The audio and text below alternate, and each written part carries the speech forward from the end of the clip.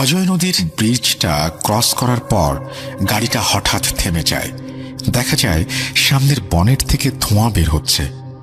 গাড়িটা মাত্র কয়েকদিন আগেই সার্ভিসিং করানো হয়েছে। ইঞ্জিন একেবারেই চাঙ্গা, কিন্তু কি হলো কিছুই বোঝা যাচ্ছে না। শেষ প্রহরের আগেই তারাপীঠে পৌঁছাতে হবে।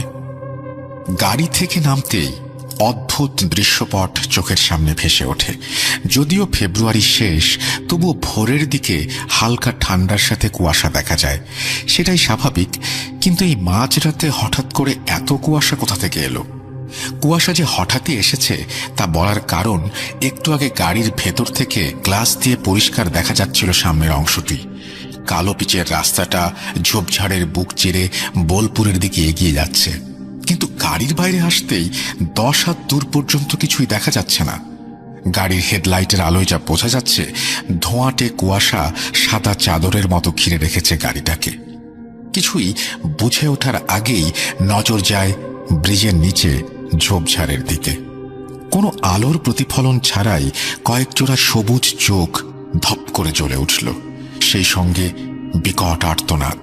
আর বুঝতে বাকি ছিল না অদৃশ্যে কোনো অপ্রাকৃতিক কেউ আশেপাশে আছে। হয়তো তারাপীঠে যেতে দিতে চাইছে না। তান্ত্রিকটিও ততক্ষণে গাড়ি থেকে নেমে এসেছে।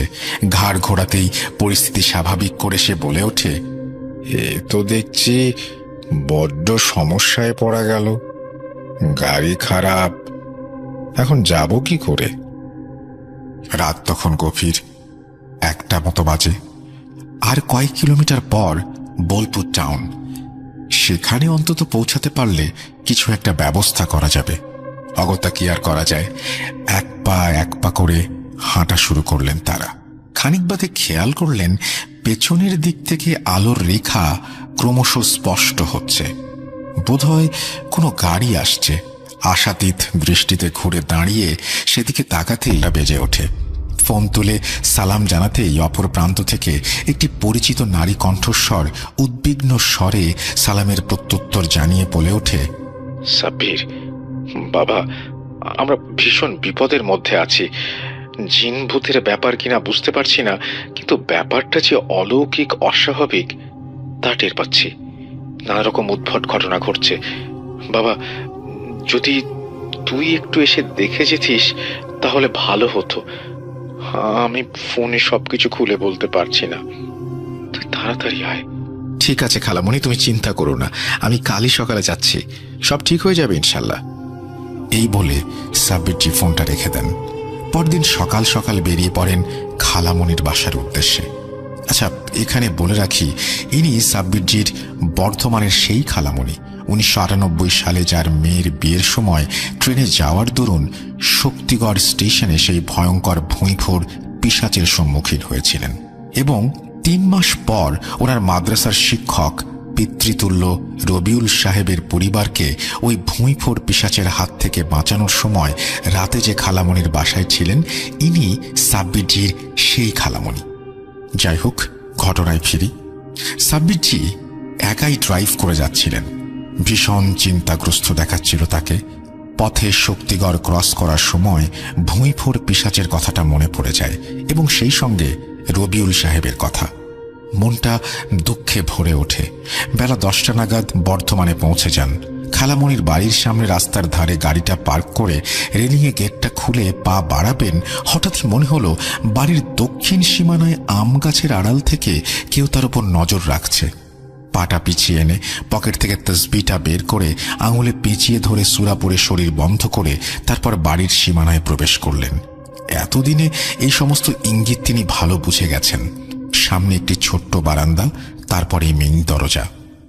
প্রায় 5 বছর পর সাব্বিরজি এই বাড়িতে এলেন। শেষবার বছর 5 আগে ওনার খালুর ইন্তেকালের পর জানাজায় এসেছিলেন। বাড়িটা যে আগের জৌলুস দিনে দিনে হারাচ্ছে সে বিষয়ে কোনো সন্দেহ নেই। আনাচে কানাচে ছাদের কার্নিশে ছোট ছোট বট, অশ্বত্থ, আগাছার অনধিকার প্রবেশই তার প্রমাণ। খালামণি বারান্দাতেই ছিলেন। সাব্বিরজিকে দেখে হাসি মুখে সালাম জানিয়ে বারান্দা থেকে নেমে এসে আপ্যায়ন করবেন, এমন সময় কোত্থেকে একটি কাক তারস্বরে কাঁ কাঁ চিৎকার করতে করতে খালামণির ঠিক সামনে মাটিতে পড়ে ছটফট করতে করতে নিথর হয়ে যায়। সেই দৃশ্য দেখে খালামণি চিৎকার করে ভিমড়ি খেয়ে পড়ে যাচ্ছিলেন। সাব্বিরজি ছুটে গিয়ে তাকে ধরে ফেলেন। তার ঠিক আগে অবশ্য চোখটা এক পলকের জন্য দোতলার ছাদের কোনায় গিয়েছিল এবং সেই এক মুহূর্তের দৃষ্টিতে এর বাড়ি বিক্রি করেনি বলে এরকম ভয় দেখাচ্ছে। কিন্তু দিন তিনেক আগে সেই উপদ্রবটা মাত্রাতিরিক্ত বাড়তে শুরু করে। তোর খালু মারা যাবার পর আমি, রায়হান, দুইজন পরিচারক আর আমরা 4 জন মিলে এই বড় বাড়িটাতে থাকি, কিন্তু কোনোদিনও কোনো সমস্যা হয়নি। রোকসানা তো তার আব্বা মারা যাওয়ার 1 বছরের মধ্যেই স্বামী সন্তান সহ সপরিবারে আমেরিকায় সেটেল হয়ে গেল। বছরে একবার আসে, ওই দিন 15 মতো থাকে। ছেলেটা সবে ফার্স্ট ইয়ারে উঠেছে, ব্যবসাপত্র দেখে না, ম্যানেজার এসে হিসাবপত্র বুঝিয়ে দিয়ে যায়। প্রমোটাররা বছরখানেক হলো ঝামেলা করছে, এই বাড়িটা নানাভাবে কিনে নিতে চাইছে, যাতে ভেঙে নাকি নতুন ফ্ল্যাট তুলবে। তোর খালুর স্মৃতি হিসেবে আমি বাড়িটা দিতে চাইনি, এটা তাদের পৈতৃক বাড়ি। আমি বিয়ে হয়ে এই বাড়িতে এসেছিলাম। শুরুতে ইট পাটকেল ঢিল যখন তখন শূন্য থেকে ভেসে আসতো, কখনো জানালার কাঁচ ভাঙত, কখনো আবার গাড়ির কাঁচ। 2-1 দিন এই ঝামেলা ছিল, ভেবেছিলাম প্রমোটাররা করাচ্ছে, থানায় ডায়েরিও করে এসেছি। কিন্তু 3 দিন আগে ভুলটা ভাঙে। সেদিন খাওয়া দাওয়া সেরে রাতে একটু পায়চারি করতে ছাদে গেছি। মিনিটখানেক পায়চারি করার পর দক্ষিণের পাঁচিল ঘাসা আম গাছটা দেখলাম হঠাৎই নড়ে উঠল। ভাবলাম কোনো রাতচরা পাখি হয়তো ছটফট করছে, কিন্তু না। খানিক বাদে যে দৃশ্যটা চোখে পড়ে তার রীতিমতো শিউরে ওঠার মতো। ল্যাম্পপোস্টের আলোয় দেখতে পাই একটি লিকলিকে বিভৎস কুৎসিত মানুষরূপী অবয়ব গাছ থেকে উল্টোভাবে বেয়ে নেমে আসছে। ছাদ থেকে পরিষ্কার বুঝতে পারছিলাম মুখে পচা গলা চামড়াগুলো ঝুলে আছে তার। তা দিয়ে কালচিটে তরল, সম্ভবত রক্তই হবে, যা গড়িয়ে পড়ছিল। চোখ দুটো অদ্ভুতভাবে রক্তের মতো টকটকে লাল আগুনের ভাঁটার মতো জলজল করছিল। দেখলাম অবয়বটি অনায়াসে দেয়াল ভেদ করে আমাদের বাড়ির সীমানায় ঢুকে পড়ে। সীমানায় ঢুকে পড়া মাত্রই হাওয়ায় মিলিয়ে যায়। আমি প্রায় পাথরের মতো কাঠ হয়ে গিয়েছিলাম। হুঁশটা ফেরে ছাদের কোনো একটা যান্ত্রিক গর্জনে। সেদিকে ফিরে দেখি নিচে হাওয়ায় মিলিয়ে যাওয়া অবয়বটা সেই মুহূর্তে ছাদে দাঁড়িয়ে। আমি, রাহুল তোমাদের সঙ্গে এখানে এসে থাকছে তাই না? তা সে কোথায় এখন? এবারে বিস্ময় ভাবটা কাটিয়ে প্রত্যুত্তরে রায়হান বলে, তার আজকে ফার্স্ট আওয়ারে ক্লাস ছিল, তাই কলেজে গেছে, দুপুরে ফিরবে। আজকে আমি কলেজে যাইনি, টিউশন ছিল একটা, সেটা সেরেই ফিরলাম। সাব্বিরজি তাদের স্বাভাবিক করে বলেন যে সবকিছু তিনি জানাচ্ছেন, আগে একটু ফ্রেশ হয়ে নেওয়া যাক।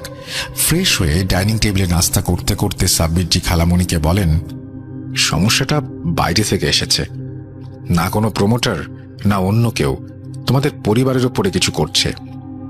সমস্যাটা রাহুলের সাথে এসেছে।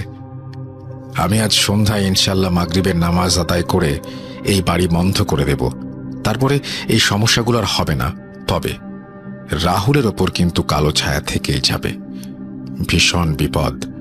এখন তার সঙ্গে কথা না বলা পর্যন্ত সমস্যার উৎস বুঝতে পারছি না। তবে এটুকু নিশ্চিত, এক ভয়ঙ্কর পিশাচ জিন রাহুলের পেছনে লেগেছে এবং তার পিছু পিছু তোমাদের বাড়িতে ঢুকেছে। এই বলে সাব্বিরজি থামেন। এরপর সাব্বিরজি জিয়াউদ্দিন সাহেবের দেয়া তাবিজ দুটি খালামণিকে দেন। একটি নিজেকে ধারণ করতে বলেন, অপরটি দোয়া পড়ে রায়হানের হাতে বেঁধে দিতে বলেন। জোহরের নামাজ আদায় করে তাবিজ বাহুতে বেঁধে রায়হান বাজারে যায় সাব্বিরজির দেয়া লিস্টের সামগ্রী আনতে। সেগুলি হলো যথাক্রমে 4টি শিশি, 4টি পেরেক, তিলের তেল। বাকি সামগ্রী সাব্বিরজি নিজেই সঙ্গে নিয়ে এসেছেন। বর্ধমানে আসার পূর্বে সাব্বিরজির সাথে জিয়াউদ্দিন সাহেবের ঠিক কি কথা হয়েছে, এখন আসে সেই প্রসঙ্গে। বর্ধমানে আসার আগে রাতে সাব্বিরজি জিয়াউদ্দিন সাহেবের সঙ্গে দেখা করেন এবং তিনি এই সামগ্রীর লিস্ট দিয়েছিলেন। এখন আসি কি কথা হয়েছিল। আসলে আগের দিন খালামণির ফোন রাখার পর সাব্বিরজি কিছুটা দুশ্চিন্তায় পড়ে যান। কর্মস্থল থেকে ফিরে সন্ধ্যায় জিয়াউদ্দিন সাহেবকে স্মরণ করতে করতে ওনার চোখ লেগে যায়। স্বপ্নে দেখেন একটি ছেলে খালামণির বাসায় প্রবেশ করল। চেহারা অস্পষ্ট ছিল, তবে তার পেছনে একটি বিভৎস কুৎসিত দেখতে অবয়বও প্রবেশ করছে। ঠিক পরম মুহূর্তে ঘরটি কালো ধোঁয়ায় ভরে যায় এবং ধোঁয়া কাটার সঙ্গে সঙ্গে যে দৃশ্যটি তিনি দেখেন তা দেখে তিনি আতঙ্কে আঁতকে ওঠেন। সাব্বিরজি দেখেন এই ছেলেটি গলাকাটা অবস্থায় মেঝেতে পড়ে আছে এবং খালামণি ও রায়হান বিভৎস কাটাছেঁড়া অবস্থায় ঘরের সিলিং থেকে ঝুলে আছে। সাব্বিরজি চিৎকার করে চোখ খুলতেই দেখেন সামনে জিয়াউদ্দিন সাহেব দাঁড়িয়ে। তিনি উদ্ভ্রান্তের মতো জিয়াউদ্দিন সাহেবের দিকে তাকান। জিয়াউদ্দিন সাহেব তাকে শান্ত হতে বলে অদৃশ্য হন এবং কয়েক মিনিট পর পুনরায় ফিরে এসে সাব্বিরজিকে বলেন, সাব্বির, তুমি যা স্বপ্নে দেখেছ তা কেবলই ভবিষ্যৎ বিপদের পূর্বাভাস এবং মায়ার খেলা। সমস্যাটা তোমার খালামণির বাড়িতে নয়, বা কেউ তাদের ওপরে কোনো কালো জাদু বা কোনো কিছু করেনি। সমস্যাটা নিজে থেকেই হেঁটে এসেছে তোমার খালামণির বাড়িতে। এই মুহূর্তে দিন 10 হলো তোমার খালাতো ভাইয়ের বন্ধু রাহুল নামে একটি ছেলে তাদের বাড়িতে এসেছে। সমস্যাটা তার সঙ্গে বাসায় ঢুকেছে। শয়তান পিশাচ কোনো কিছু রেয়াত করে না, সামনে যাকেই পায় তারই অনিষ্ট করে। তাই বেশি দিন সেই বাড়িতে থাকলে শয়তান তোমার খালামণি ও তোমার খালাতো ভাইয়ের অনিষ্ট করবে। আমাদের শীঘ্রই বাড়িটাকে বন্ধ করতে হবে। তবে শয়তানের উৎপত্তি কোথায়, কেনই বা সে রাহুলের পেছনে পড়েছে তা কিছুই বুঝতে পারছি না। আপাতত তুমি কালকে গিয়ে বাসাটি বন্ধ করবে। মাগরিবের আজানের পর সূরা পাঠ করে 4টি শিশির ভেতর 4টি পেরেক, তিলের তেল ও আমি মদিনার আতর দিচ্ছি তা মিশিয়ে শিশি বন্ধ করে 4 কোণায় পুঁতে দেবে এবং সমগ্র বাড়িতে আবে জমজমের পানি ছিটিয়ে দেবে। এছাড়া আমি 2টো তাবিজ দিচ্ছি যা তোমার খালামণি এবং খালাতো ভাইকে পড়তে বলো। যতক্ষণ না রাহুলের ওপর থেকে সমস্যা কেটে যাচ্ছে ততক্ষণ পর্যন্ত যেন তাবিজগুলো ওনাদের শরীরে থাকে। শয়তানটা যেহেতু একবার নজর দিয়েছে তাই ওদের অনিষ্ট হওয়ার সম্ভাবনা আছে। তুমি আগামীকাল গিয়ে রাহুলের কাছ থেকে সমস্ত বিষয়টি জানার চেষ্টা করো। আর আমার মনে হয় রাহুল কিছু একটা লুকিয়েছে রায়হানের কাছে। এই বলে জিয়াউদ্দিন সাহেব সালাম জানিয়ে অদৃশ্য হন। বেলা 1টা নাগাদ রায়হান সব জিনিসপত্র নিয়ে সাব্বিরজির হাতে দেয়। রাহুল তখনও আসেনি, ওর দুপুরে ফেরার কথা। তবে রাহুল আসার আগে সাব্বিরজি রায়হান ও খালামণিকে পরিষ্কারভাবে বুঝিয়ে দেন হুট করে রাহুলকে কোনো কিছু জিজ্ঞেস যেন না করে। উনি মাগরিবের পর বাড়ি বন্ধ করে তারপরে রাহুলকে নিয়ে বসবেন। যেহেতু শয়তানটা রাহুলের সঙ্গে এসেছে তাই তাকে বাড়ি বন্ধ করার আগে জিজ্ঞেস করতে গেলে সে সজাগ হয়ে যাবে। আগেই বলেছি সাব্বিরজির খালামণির বাড়িতে রান্না করা সম্ভব হচ্ছিল না। বাইরে থেকে খাবার আনিয়ে কোনো রকমে তারা খাচ্ছিল। 1:45 নাগাদ খালামণিদের এক পরিচিত হোটেল থেকে খাবার ডেলিভারি এলে রায়হান উঠে খাবার আনতে যাবে। সাব্বিরজি তাকে বাধা দিয়ে বলেন, তুই বস, আমি নিয়ে আসছি। আসলে উনি জানতেন শয়তানটা আশেপাশে আছে, খাবারটা হয়তো নষ্ট করতে পারে। সাব্বিরজি গিয়ে ডেলিভারির প্যাকেটটা নিয়ে ডাইনিংয়ে এনে রাখলেন। তারা সবাই রাহুলের জন্য অপেক্ষা করছিলেন। যথারীতি 2:15টায় রাহুল আসে। প্রথমে সাব্বিরজিকে দেখে কিছুটা অবাক হন, পরে রায়হান তাকে সমস্ত বিষয় বুঝিয়ে বলে। এরপর তারা একসঙ্গে মিলে খাবার খায়। খালামণি রায়হান দুজনে চাপা উত্তেজনার মধ্যে ছিল, সময় যেন গড়াতে চায় না। এরই মাঝে আরো বেশ কয়েক জোড়া পাখি ঝপঝপ করে আম পড়ার মতো উঠোনে মরে পড়েছে। পরিচারিকা ভয়ে ভয়ে সেগুলো সাফ করছে। সন্ধ্যা হয়। মাগরিবের নামাজ শেষ করে সাব্বিরজি যথারীতি পরিকল্পনা মাফিক আবে জমজমের পানি বাস্তুর চারিদিকে ছড়াতে যাবেন।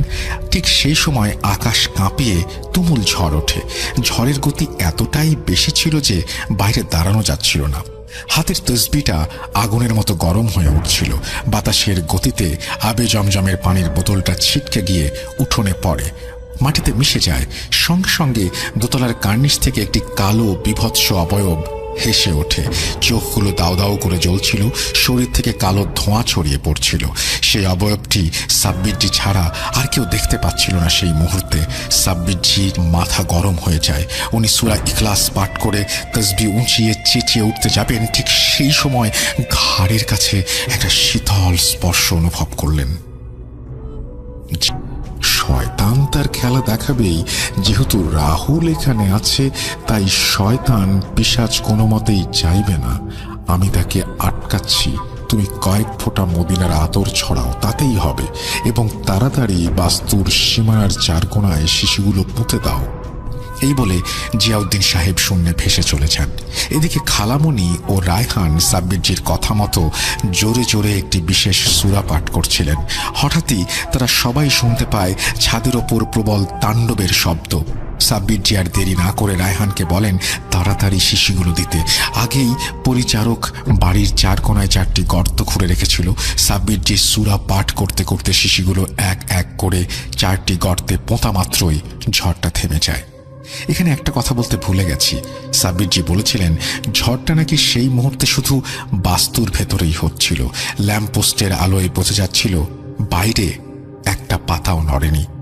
ঝড় থেমে যেতে সাব্বিরজি, খালামণি, রায়হান ও রাহুল সবাইকে ভেতরে যেতে বলেন। উনি একটু বাদেই যাচ্ছেন। ওনারা ভেতরে যেতে জিয়াউদ্দিন সাহেব আসেন। ওনাকে বিধ্বস্ত দেখাচ্ছিল। উনি মানুষের মতো হাঁপাতে হাঁপাতে বলে ওঠেন, সাব্বির, এটি কোনো সাধারণ পিশাচ নয়।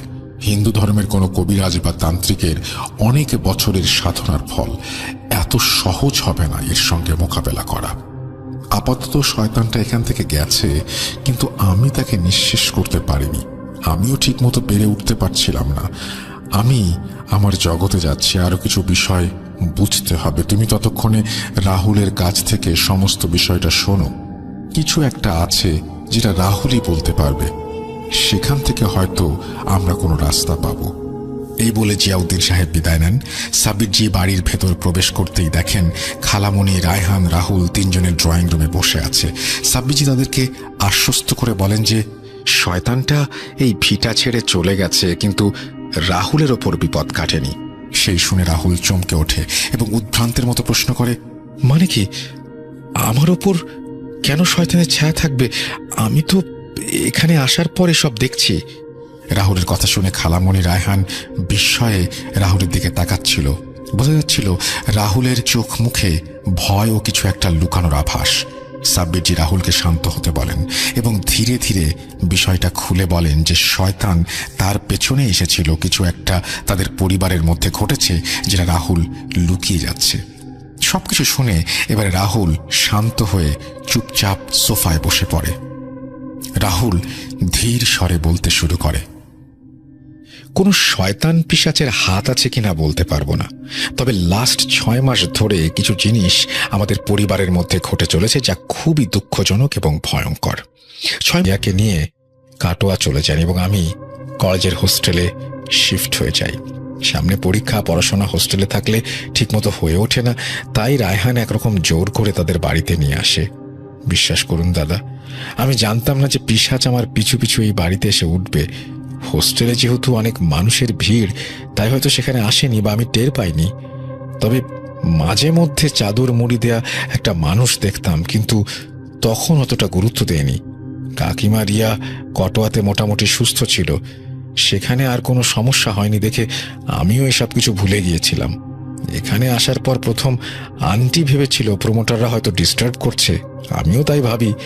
তারপর থেকে খাবার দাবার নষ্ট হয়ে যাওয়া শুরু হয়, মরা পশু পাখি উঠোনে পড়তে শুরু করে। আমার কেমন জানি ভয় হচ্ছিল, কিন্তু সেই শয়তান যে আমার পিছু পিছু এখানে এসেছে এটা ধারণা করতে পারিনি। আসলে দিনের শেষে রায়হান অন্য ধর্মের, আমি অন্য ধর্মের, তাই হয়তো ভেবেছিলাম যে এখানে কিছু হবে না। আর খাবার নষ্ট হওয়া, মরা পশু পাখি পড়া, এগুলোই প্রথমেই দেখেছিলাম। এর আগে আমাদের বাড়িতে এরকম কিছু হয়নি। এরপর যা হয়েছে বাকিটা তো আপনি জানেন। এই বলে রাহুল থামে। সাব্বিরজি রাহুলকে আশ্বস্ত করেন, বলেন, ইনশাল্লাহ আল্লাহ চাইলে সবকিছু ঠিক হয়ে যাবে। শয়তানটা কখনো জয়ী হয় না, সাময়িক শক্তি দেখালেও কখনো পেরে উঠতে পারে না। সে তোমার ধর্মেই হোক বা আমার ধর্মেই হোক, শয়তান শয়তানি। তুমি কোনো চিন্তা করো না, আমি কালই তোমাদের বর্ধমানের বাড়িতে একবার যেতে চাই। এরপর রাহুল, রায়হান শুতে চলে যায়। সাব্বিরজিও খালামণিকে আশ্বস্ত করে গেস্ট রুমে চলে যান। হঠাৎই কনকনে ঠান্ডা হাওয়ায় সাব্বিরজি চমকে উঠে দেখেন গাড়িটা সবেগে ছুটে চলেছে ঘন জঙ্গল, মাঠঘাটের বুক চিরে। পাশে একজন তান্ত্রিক গোছের মানুষ বসে, উনি ইশারায় সাব্বিরজিকে রাস্তা দেখিয়ে চলেছেন।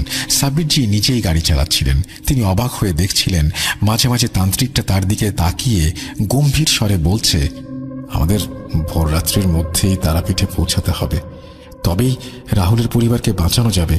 দেরি করো না, গাড়ি ছোটাও সাব্বির। সাব্বিরজি কেমন যেন কিছু বলতে গিয়েও বলতে পারলেন না। গাড়ি যেন আপনা হতেই ছুটে চলেছে।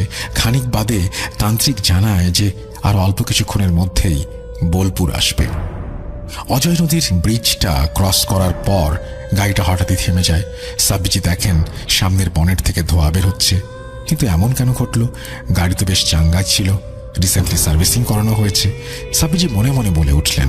গাড়ি থেকে নেমে বনেট খুলতেই বোঝা গেল গাড়ির ইঞ্জিন কোনোভাবে খারাপ হয়ে গেছে। বোলপুর আসতে এখনো কয়েক কিলোমিটার বাকি। সেখানে পৌঁছালে হয়তো কোনো গাড়ির ব্যবস্থা করা যাবে। এই বলে তারা বোলপুরের দিকে পা বাড়াবেন, ঠিক সেই সময় লক্ষ্য করলেন একটি গাড়ি পেছনের দিক থেকে আসছে। সাব্বিরজি গাড়িটি থামাতে হাত বাড়ান।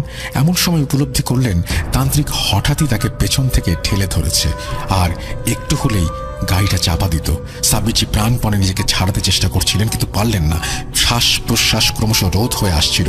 ঠিক সেই সময় পকেটে তসবিটা গরম হতে থাকে। সেই সঙ্গে পেছনে হুটুপুটির শব্দ, তারপর শীতল একটা স্পর্শ। মুহূর্তের মধ্যে শান্তি ফিরে আসে। ঘুমটা ভেঙে যায়। দেখেন সামনে জিয়াউদ্দিন সাহেব দাঁড়িয়ে। সাব্বিরজি কিছু বলে ওঠার আগেই তিনি বলেন, সাব্বির, এই শয়তান হিন্দু ধর্মের এক শক্তিশালী পিশাচ, যার ক্ষমতা সম্পর্কে আমাদের কোনো ধারণা নেই। সে তোমাকে বিভ্রান্ত করতে তার মায়া খেলা দেখানো শুরু করেছে। স্বপ্নের মধ্যে তোমাকে ক্ষতি করার চেষ্টা করছে। আল্লাহর রহমতে তুমি বেঁচে গেছো। চলো এখন অজু করে আসি, ফজরের নামাজ আদায় করো। ইনশাল্লাহ সকালে তুমি রাহুলের বাড়িতে যাবে। দেখো কি হয়, চিন্তা করো না, একটা কিছু ব্যবস্থা হবে। এরপর ওনারা দুজন অজু করে ফজরের নামাজ আদায় করেন। সকাল সকাল আর দেরি না করে নাস্তা সেরে রাহুল ও রায়হানকে নিয়ে সাব্বিরজি রাহুলের বর্ধমানের বাড়ির উদ্দেশ্যে রওনা দেন। পথে যাওয়ার সময় রাহুলের হাতেও রায়হানের মতো একটি তাবিজ বেঁধে দেন, যেটা সকালে জিয়াউদ্দিন সাহেব দিয়ে গিয়েছিলেন। মিনিট 20 মধ্যেই তারা রাহুলের বাড়িতে পৌঁছে যান। বিপদের আশঙ্কা ভেবে সাব্বিরজি রাহুল ও রায়হানকে বাড়ির সীমানার বাইরে রেখে নিজেই ভেতরে প্রবেশ করেন। পরিচারক এসে আগেই তালা খুলে গিয়েছিল। রাহুলরা বাড়ি ছাড়ার পর তারা কোনো রকম দিনের বেলা এসে সাফাই করে চলে যায়। ঘরের ভেতর চারিদিকে নিস্তব্ধতা বিরাজ করছিল, যেন একটা পিন পড়লেও তার শব্দ শোনা যাবে। সাব্বিরজি কয়েক মিনিট নিচ তলায় এদিক ওদিক দেখার পর হঠাৎই দোতলার দিকে ঢপ ঢপ শব্দ শুনতে পান। তিনি পরিষ্কার জানতেন এই বাড়িতে কেউ নেই। তাহলে শব্দ করছে কে? ড্রয়িং রুমের ভেতর থেকে গোল করে সিঁড়িটা ওপরে উঠে গেছে। দোতলার করিডরের দিকে তাকাতেই মনে হলো কেউ যেন সরে গেল। ওপরে যেতেই মুহূর্তের জন্য সাব্বিরজি ঘাবড়ে যান। দোতলার মেঝেতে ছড়িয়ে ছিটিয়ে রক্তের ছোপ ছোপ দাগ, যেন একটি বাচ্চা ছেলে রক্ত মাখা পায়ে দৌড়াদৌড়ি করেছে। তিনি জানতেন শয়তান তার মায়া খেলা দেখানো শুরু করেছে। সঙ্গে সঙ্গে তসবিটা আঙুলে জড়িয়ে নেন। জিয়াউদ্দিন সাহেবের কথা মতো একটি বিশেষ সূরা পাঠ করে এক পা করে করিডোরে এগোনোর সময় হঠাৎই ফুসফুস করে কারোর আওয়াজ শুনতে পেলেন। মনে হচ্ছে কেউ কথা বলছে। সেদিকে অনুসরণ করে তাকাতেই আচমকাই দেয়ালের 3টি ফটো ফ্রেম নিচে থেকেই নিচে পড়ে চুরমার হয়ে যায়। রাহুলের কথা মতো যে রুমে রিয়া এবং টিয়া থাকতো, সাব্বিরজি সেদিকে গেলেন। দরজাটা ভেজানো ছিল, অথচ কোনো মতেই ধাক্কা দিয়ে দরজাটা খুলছিল না। শেষে সাব্বিরজি জোরে জোরে কিছু সূরা পড়তে পড়তে তসবিহটা দরজায় ঠেকানো মাত্রই শটান দরজা খুলে যায়। দেখেন মেঝের ওপর গোল চক্র করে তার ওপর কিছু আঁকা আছে। সাব্বিরজি রুমের ভেতরে পা রাখবেন, সেই সময় পেছনে আবারও বাচ্চা শিশুর হাসির শব্দ শুনতে পান। পেছনে ঘুরতেই বিভৎস অবয়বটা দাঁড়িয়ে মুচকি মুচকি হাসছে। কুৎসিত পচা গলা মুখ থেকে কালচে রক্ত চুইয়ে চুইয়ে মেঝেতে পড়ছে এবং ফোটায় ফোটায় পড়ছে। এর আগে পর্যন্ত সাব্বিরজি অনেক শয়তান পিশাচ জিনের সম্মুখীন হয়েছেন, কিন্তু সেদিন কেমন যেন তিনি বুকের মধ্যে হালকা কম্পন অনুভব করেছিলেন। শরীরটা অবশ হয়ে আসছিল। সাব্বিরজি দেয়াল ধরে পাশের একটি চেয়ারে বসে পড়েন। তসবিটি গুটিয়ে কোনো রকমের সূরা পড়ে শয়তানটার দিকে উঁচিয়ে ধরতেই মুহূর্তের জন্য অবয়বটা অদৃশ্য হয়ে যায়। কিন্তু সাব্বিরজি মুহূর্তে চেয়ার ছেড়ে উঠতে পারছিলেন না। আল্লাহর নাম নিয়ে মুমূর্ষু অবস্থায় কিছুক্ষণ বসে থাকলেন। খানিক বাদে করিডোরে কিছু মানুষের কথোপকথন শুনে চোখ মিলে শিউরে ওঠেন সাব্বিরজি। তিনি বুঝতে পারছিলেন যা কিছু সামনে ঘটছে তার সবই মায়ার খেলা, তবুও সেই ভয়ঙ্কর দৃশ্য দেখার মতো নয়। সাব্বিরজি দেখেন একে একে রাহুল, একজন মহিলা, একজন কিশোরী, সম্ভবত রাহুলের কাকিমা ও বোন রিয়া একসঙ্গে গলায় ফাঁস লাগিয়ে ঝুলে পড়ল। সাব্বিরজি চিৎকার করতে গিয়েও চিৎকার করতে পারছিলেন না। ঠিক সেই সময় জিয়াউদ্দিন সাহেব পেছন থেকে ধীর স্বরে তাকে ডেকে টেনে সোজা নিচে নিয়ে আসেন। আসেন এবং সঙ্গে সঙ্গে তারা সেই বাড়ি থেকে বেরিয়ে আসেন। বেরোনোর সময় জিয়াউদ্দিন সাহেব বলেন, শয়তানটা তোমাকে বশ করার চেষ্টা করছিল। আমি বুঝে উঠতে পারছি না এই শক্তিকে কিভাবে দমন করা যাবে। তবে যারা বা যে এই শক্তিকে পাঠিয়েছে তারা রাহুলের বংশকে নির্বংশ করতে চায়। এর ক্ষমতা অপরিসীম। এক্ষুনি এখান থেকে চলে যাও, রাতে কথা হবে। সাব্বিরজিকে বিধ্বস্ত অবস্থায় বাইরে বেরিয়ে আসতে দেখে রাহুল রায়হান চিন্তায় পড়ে যায়। কি হয়েছে জানতে চাইলে, ও কিছু না বলে সাব্বিরজি তাদেরকে নিয়ে খালামণির বাড়ির উদ্দেশ্যে রওনা দেন। রাহুলের বাড়ি থেকে চলে আসার সময় সাব্বিরজি একবার ঘাড় ঘুরিয়ে পেছন দিকে তাকিয়েছিলেন। তিনি দেখেন শয়তানটা বারান্দায় দাঁড়িয়ে হাসছে। পাড়ার গলিটা পেরিয়ে ডান দিকে মেইন রাস্তায় উঠবেন, ঠিক সেই সময় হাত 25 দূরে কেউ যেন রাহুলকে ডাক দিল। হাত 20-25 দূরে হলেও জটাধারী লোকটিকে সাব্বিরজির কেমন যেন চেনা চেনা মনে হচ্ছিল। কোথায় যেন তিনি দেখেছেন, কিন্তু ঠিক বুঝে ওঠার আগেই রাহুল বলে, ওনাদের গুরুদেব। কাছে গিয়ে পরিচয় করাতে সাব্বিরজি চমকে ওঠেন। মনে পড়ে যায় তিনি বলতে যাবেন, তার আগে গম্ভীর স্বরে সেই গুরুদেব বলে ওঠেন, এখন না, আমি রাহুলকে নিয়ে মন্দিরে যাচ্ছি, বিকেলে আপনাদের বাড়ি গিয়ে কথা হবে। আরো কিছু বলার আগেই রাশভারী লোকটা রাহুলের হাত ধরে ওখান থেকে নিয়ে চলে যায়। রাহুলও কিছু বলতে পারে না। সাব্বিরজির কেমন একটা অস্বস্তি হচ্ছিল। জিয়াউদ্দিন সাহেব ঠিক করে সমস্যাটা সামলাতে পারছেন না। কি করে এই সমস্যার সমাধান হবে তিনি নিজেও বুঝতে পারছিলেন না। উল্টো দিকে হাঁটতে হাঁটতে মনে হলো সাব্বিরজি একবার ঘুরে রাহুলের দিকে তাকাবেন, এবং সেটা তিনি করতেই দেখেন ওই বয়স্ক গুরুদেবও সেই মুহূর্তে তার দিকে ঘাড় ঘুরিয়ে তাকিয়েছে। সেই চাহনিতে কেমন একটা অস্বস্তি ছিল। রাস্তায় তেমন কিছু কথা হয়নি রায়হানের সঙ্গে। তারা বাড়ি ফিরে আসেন। দুপুরে খাওয়া দাওয়া শেষ করে সাব্বিরজি পায়চারি করছিলেন। মন কিছুতেই শান্ত হচ্ছিল না। রাহুল ফোন ধরছে না, কি যে হচ্ছে কিছুই বোঝা যাচ্ছে না। এদিকে খালামণির বাসায় ফিরে সাব্বিরজি বার কয়েক জিয়াউদ্দিন সাহেবকে স্মরণ করেছেন, কিন্তু তিনিও সেই মুহূর্তে আসছিলেন না। বিকেলে কলিং বেলটা বাজতেই সবাই জিজ্ঞাসু দৃষ্টিতে দরজার দিকে তাকান। দেখেন সকালে সেই জটাধারী বয়স্ক রক্তাম্বর পাঞ্জাবি ধারণকারী ব্যক্তিটি দাঁড়িয়ে। নমস্কার জানিয়ে ভেতরে আসার অনুমতি চাইতে সাব্বিরজি আপ্যায়ন করে ওনাকে ভেতরে নিয়ে আসেন, কিন্তু মনটা তখনও উদ্বিগ্ন হয়ে আছে। রাহুল নেই। বয়স্ক মানুষটি কিছু বলে ওঠার আগেই সাব্বিরজি জিজ্ঞেস করেন, রাহুল কোথায়? প্রশ্ন শুনে জটাধারী আচার্য মশাই কৌতূহলী ও উদ্বিগ্ন স্বরে বলে ওঠেন, সে কি, রাহুল তো আমাকে বিকেলে এই বাড়িতেই আসতে বলেছিল, সেই মতো ঠিকানাও দিয়েছিল। রাহুল কোথায়?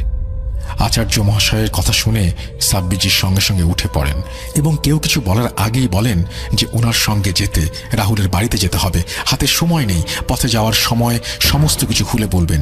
সেই মতো তারা বেরিয়ে পড়েন। পথে যেতে যেতে আচার্য মশাইকে সকালের সমস্ত ঘটনা খুলে বলেন সাব্বিরজি। আচার্য মশাই বলেন, আমি সমস্যার উৎস খুঁজে পেয়েছি, এখন সমাধানের পদ্ধতি পরিকল্পনা করা বাকি, কিন্তু তার আগে রাহুলকে খুঁজে বের করতে হবে। শয়তান পিশাচের মায়া যখন তার বংশের ওপর, তখন রাহুলকে শয়তানটা তুলে নিয়ে গিয়ে তাদের বাড়িতেই কোথাও রেখেছে। দেরি না করে সোজা রাহুলের বাড়িতে পৌঁছান তারা। তখন সন্ধ্যা হয়ে এসেছে। রাস্তাঘাটে ল্যাম্পপোস্টের লাইট, আশেপাশে বাড়ির লাইট জ্বললেও রাহুলদের বাড়িতে কোনো লাইট ছিল না। যেন মৃত্যুপুরীর মতো দেখাচ্ছিল বাড়িটাকে। রেলিংয়ের গেটটা খুলে ভেতরে ঢুকতেই তারা দেখেন ছাদ থেকে রাহুলের আর্তনাদ ভেসে আসছে। সঙ্গে সঙ্গে সাব্বিরজি ছুটে ভেতরে প্রবেশ করেন। ভেতরে প্রবেশ করতেই একটি অদ্ভুত জিনিস সবার চোখে পড়ে। ড্রয়িং রুমে রক্ত দিয়ে গোলাকার গণ্ডি এবং তার ভেতরে তারা চিহ্ন আঁকা দেখে আচার্য মশাই চেঁচিয়ে ওঠেন, হায় ঈশ্বর, এ তো মৃত্যু চক্র। আর দেরি না করে সবাই ছুটে যান ছাদে। গিয়ে দেখে রাহুল দেয়ালের মধ্যে সেঁটে আছে ঝুলন্ত অবস্থায়, যেন মনে হচ্ছে কেউ তাকে দেয়ালে টাঙিয়ে দিয়েছে। ওরা ছাদে পৌঁছানোর সাথে সাথেই সাব্বিরজি মদিনার আতর তার উপর ছিটিয়ে দেন। সঙ্গে সঙ্গে রাহুল সকালের সেই ফটো ফ্রেমের মতোই দেয়াল থেকে খসে পড়ে মেঝেতে, এবং তার ভেতর থেকে একটি কালো ধোঁয়ার মতো কিছু একটা মিলিয়ে যায় অন্ধকারে। আচার্য মশাই সমানে মন্ত্র পড়ে যাচ্ছিলেন। এরপর রাহুলকে ধরাধরি করে সবাই খালামণির বাড়ি নিয়ে আসে। রাত 9:15 নাগাদ রাহুলের জ্ঞান ফেরে। জ্ঞান ফিরতে রাহুল আতঙ্কে কাঁপতে কাঁপতে বলে, গুরুদেব, আমাকে ডেকে নিয়ে বাড়ির সীমানায় ঢোকার পর আমার আর কিছু মনে ছিল না। জ্ঞান ফিরতে দেখি আমি শূন্যে দেয়ালে ঝুলে আছি। কাকারূপী পচা গলা অবয়বটা বিদঘুটে টাইপের হাসি দিচ্ছিল আর বলে বেড়াচ্ছিল, আজ নাকি আমার শেষ দিন। আমি সেটা শুনে আর্তনাদ করে উঠি। তোমরা উপরে আসো। সাব্বিরজি শুনে চিন্তায় পড়ে যান। কি করে এর সুরাহা করবেন কিছুই বুঝে উঠতে পারছিলেন না। সেই সময় রাহুলের গুরুদেব আচার্য মশাই বলেন, কি এই শয়তানকে পাঠিয়েছে তা আমি বের করতে পেরেছি, সে বিষয়ে পরে বলছি। এখন এই শয়তানটাকে কিভাবে শেষ করব সেটা ভাবা দরকার। সমস্যা হয়ে দাঁড়িয়েছে, এই শয়তানটাকে পাঠিয়েছে বা যার নির্দেশে এই শয়তানটি এসেছে তারা আর এই পৃথিবীতে নেই। তাই শয়তানটাকে মুক্ত করা বা সেই মৃত্যুগণ্ডি ফাঁদ থেকে মুক্ত করার পদ্ধতিও বেশ জটিল। আমাকে তারাপীঠ গিয়ে একটি বিশেষ যজ্ঞানুষ্ঠান করতে হবে, তবে আমি একা পেরে উঠতে পারবো না। সাব্বির, আপনাকেও এই বিষয়ে আমাকে সাহায্য করতে হবে। ততক্ষণে আর এক দফা চা সরবরাহ করা হয়ে গেছে। চায়ে চুমুক দিয়ে সাব্বিরজি আচার্য মশাইকে গত রাতের স্বপ্নের কথা বলতে যাবেন, তার আগে আচার্য মশাই বলে উঠলেন, দেখুন সাব্বির, পরমেশ্বর এক ও অদ্বৈতম। তিনি আপনার মহান আল্লাহ, আমার ঈশ্বর। আপনি যেরকম তার উপাসনা করেন, আমিও দীর্ঘ 50 বছর ধরে উপাসনায় আছি। সেই সুবাদে ওনার কৃপায় আমি কিছু ক্ষমতার অধিকারী হয়েছি, যার জন্য আমি জানি আপনি গত রাতে ঠিক কি স্বপ্ন দেখেছেন, শয়তানটা আপনাকে কি দেখিয়েছে। আর আমি এও জানি আপনার সঙ্গে একজন পাক ফেরেশতা সবসময় থাকেন। আপনার সাথে দেখা করার পর আমি তা উপলব্ধি করতে পেরেছিলাম। এই কার্যকলাপ সম্পূর্ণ করতে আপনাদের সাহায্য আবশ্যক। আপনাকে বিভ্রান্ত করতে সেই স্বপ্ন দেখিয়েছিল পিশাচ। আপনার মতিভ্রম ঘটাতে সে আমার প্রতিচ্ছবিকে বিরূপভাবে আপনার সামনে প্রস্তুত করেছিল, যাতে একটা ভুল ধারণার সৃষ্টি হয়। আগামীকাল অমাবস্যা, কাল রাতে আমরা তারাপীঠে একটি বিশেষ যজ্ঞানুষ্ঠান করব। আপনি রাহুলের সাথে আমার সঙ্গে সেখানে উপস্থিত থাকবেন, কেননা আপনি না থাকলে আমার পক্ষে সেই শয়তানকে যজ্ঞের কাছে টেনে আনা সম্ভব হবে না। আর আপনার সাথে যে পাক ফেরেশতা আছেন তাকে অনুরোধ করবেন কটোয়ার রাহুলের কাকিমা ও বোনকে যেন সুরক্ষিত রাখেন। শয়তানটা আপ্রাণ চেষ্টা করবে শেষ খেলা খেলতে, আর সেটা কোনো মতে খেলতে দেয়া যাবে না। ও হ্যাঁ, আর একটু ঘুরপথেই তারাপীঠ যাব। যে পথ আপনি স্বপ্নে দেখেছেন সেই পথে যাওয়াটা সুবিধাজনক হবে না, তাই আমরা দুপুর এখান থেকে বেরিয়ে পড়ব। এই বলে আচার্য মশাই থামেন। রাতে তার শোবার ব্যবস্থা খালামনির বাড়িতেই করার কথা ছিল। রাতে সবাই ঘুমিয়ে পড়লে সাব্বিরজি তখনও ঘুমাননি। চিন্তাগ্রস্তভাবে কাউচে বসেছিলেন। সন্ধ্যা থেকে অনেকবার চেষ্টা করেছেন জিয়াউদ্দিন সাহেবকে স্মরণ করার, কিন্তু তিনি কিছুতেই আসেননি। সাব্বিরজি উঠে বারান্দায় ইতস্ততভাবে পায়চারি করছিলেন। ঠিক সেই সময় জিয়াউদ্দিন সাহেব হাজির হন এবং গম্ভীর স্বরে বলেন, আচার্য মশাই যা বলেছেন তার সবই ঠিক। যে বা যারা এই শয়তানকে জাগ্রত করেছে তারা নিজেরাই এই পৃথিবীতে নেই। তাই শয়তানকে থামানোর জন্য পদ্ধতিটা খুবই কষ্টকর। সেই জন্যই আমি কোনো সুরাহা খুঁজে পাচ্ছিলাম না। যেহেতু এই শয়তান পিশাচ বিধর্মী, তাই আমারও সঠিক পদ্ধতি জানা ছিল না। আচার্য মশাই যা বলেছেন আমাদের সেভাবেই অগ্রসর হওয়া দরকার। রাহুলের কাকিমা ও তার মেয়েকে আমার জিনের দল পাহারা দিয়ে সুরক্ষিত রাখবে। তোমার খালামনির বাসাতেও আমার একদল জিন থাকবে পাহারায়। তাতে এদিকেও কোনো সমস্যার সৃষ্টি যেন না হয় সেই ব্যাপারটাও ঠিক থাকবে। আচার্য মশাই যখন যজ্ঞে বসবেন তুমি সেই এলাকার চারিদিকে থেকো এবং কোনোভাবেই রাহুলের হাতটা ছাড়বে না। যজ্ঞের সময় হয়তো শয়তানটা কোনো রকমে রাহুলকে টানার চেষ্টা করতে পারে, আমিও থাকবো সেখানে। এই বলে জিয়াউদ্দিন সাহেব চলে যান। পরদিন সকালে যথারীতি সবাই প্রস্তুত হন। রায়হান যেতে চাইছিল, কিন্তু সাব্বিরজি তাকে মানা করেন, খালামনির সাথে থাকতে বলেন। আচার্য মশাই রাহুল ও সাব্বিরজি বারান্দায় আসতে দেখে জিয়াউদ্দিন সাহেব এবং তার দলবল হাজির। একদল খালামনির বাসায় পাহারা থাকবে। আমরা আগেই বলছি কে কোথায় থাকবে। আচার্য মশাই জিয়াউদ্দিন সাহেব বা তার শাগরেদদের সচক্ষে দেখতে না পেলেও তার ভাষ্যমতে উনি বেশ কয়েকটি আলোর বিন্দু অনুভব করেছিলেন। উনি সাব্বিরজিকে বলেন, সাব্বির, আপনার সঙ্গে থাকা সেই জিনটিকে আমার পক্ষ থেকে ধন্যবাদ এবং শ্রদ্ধা জানাবেন। চলুন বেরোনো যাক। আচার্য মশাই বলেছিলেন বোলপুর হয়ে যাওয়াটা সমস্যার হতে পারে, তাই কাটোয়ার রাস্তা দিয়ে খাড় গ্রাম হয়ে তারাপীঠের দিকে যাওয়ার সিদ্ধান্ত নেন। রাস্তাঘাটের অবস্থা খুব একটা ভালো নয়। সুন্দরপুর পৌঁছাতে বেলা 2টোর মতো বেজে যায়। আচার্য মশাই বেশ দুশ্চিন্তায় পড়ে গিয়েছিলেন। সন্ধ্যার মধ্যে তারাপীঠ পৌঁছাতে না পারলে শেষ প্রহরের আগে পুজো শেষ করা যাবে না।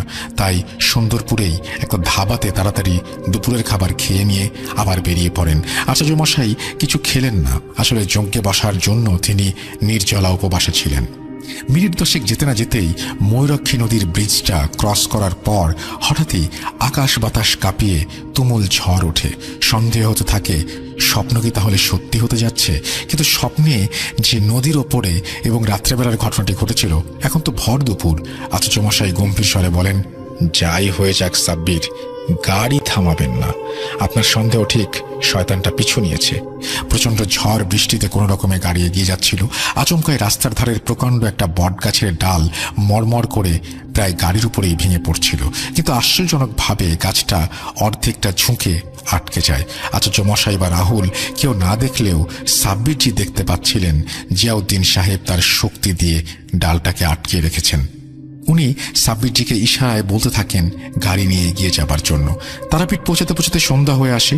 শহর থেকে আরো বেশ কয়েক মাইল দূরে ঝোপঝাড় জঙ্গলে ঘেরা একটি পরিত্যক্ত শ্মশানে যতক্ষণে তারা পৌঁছান ততক্ষণে অন্ধকার গাঢ় হতে শুরু করেছে।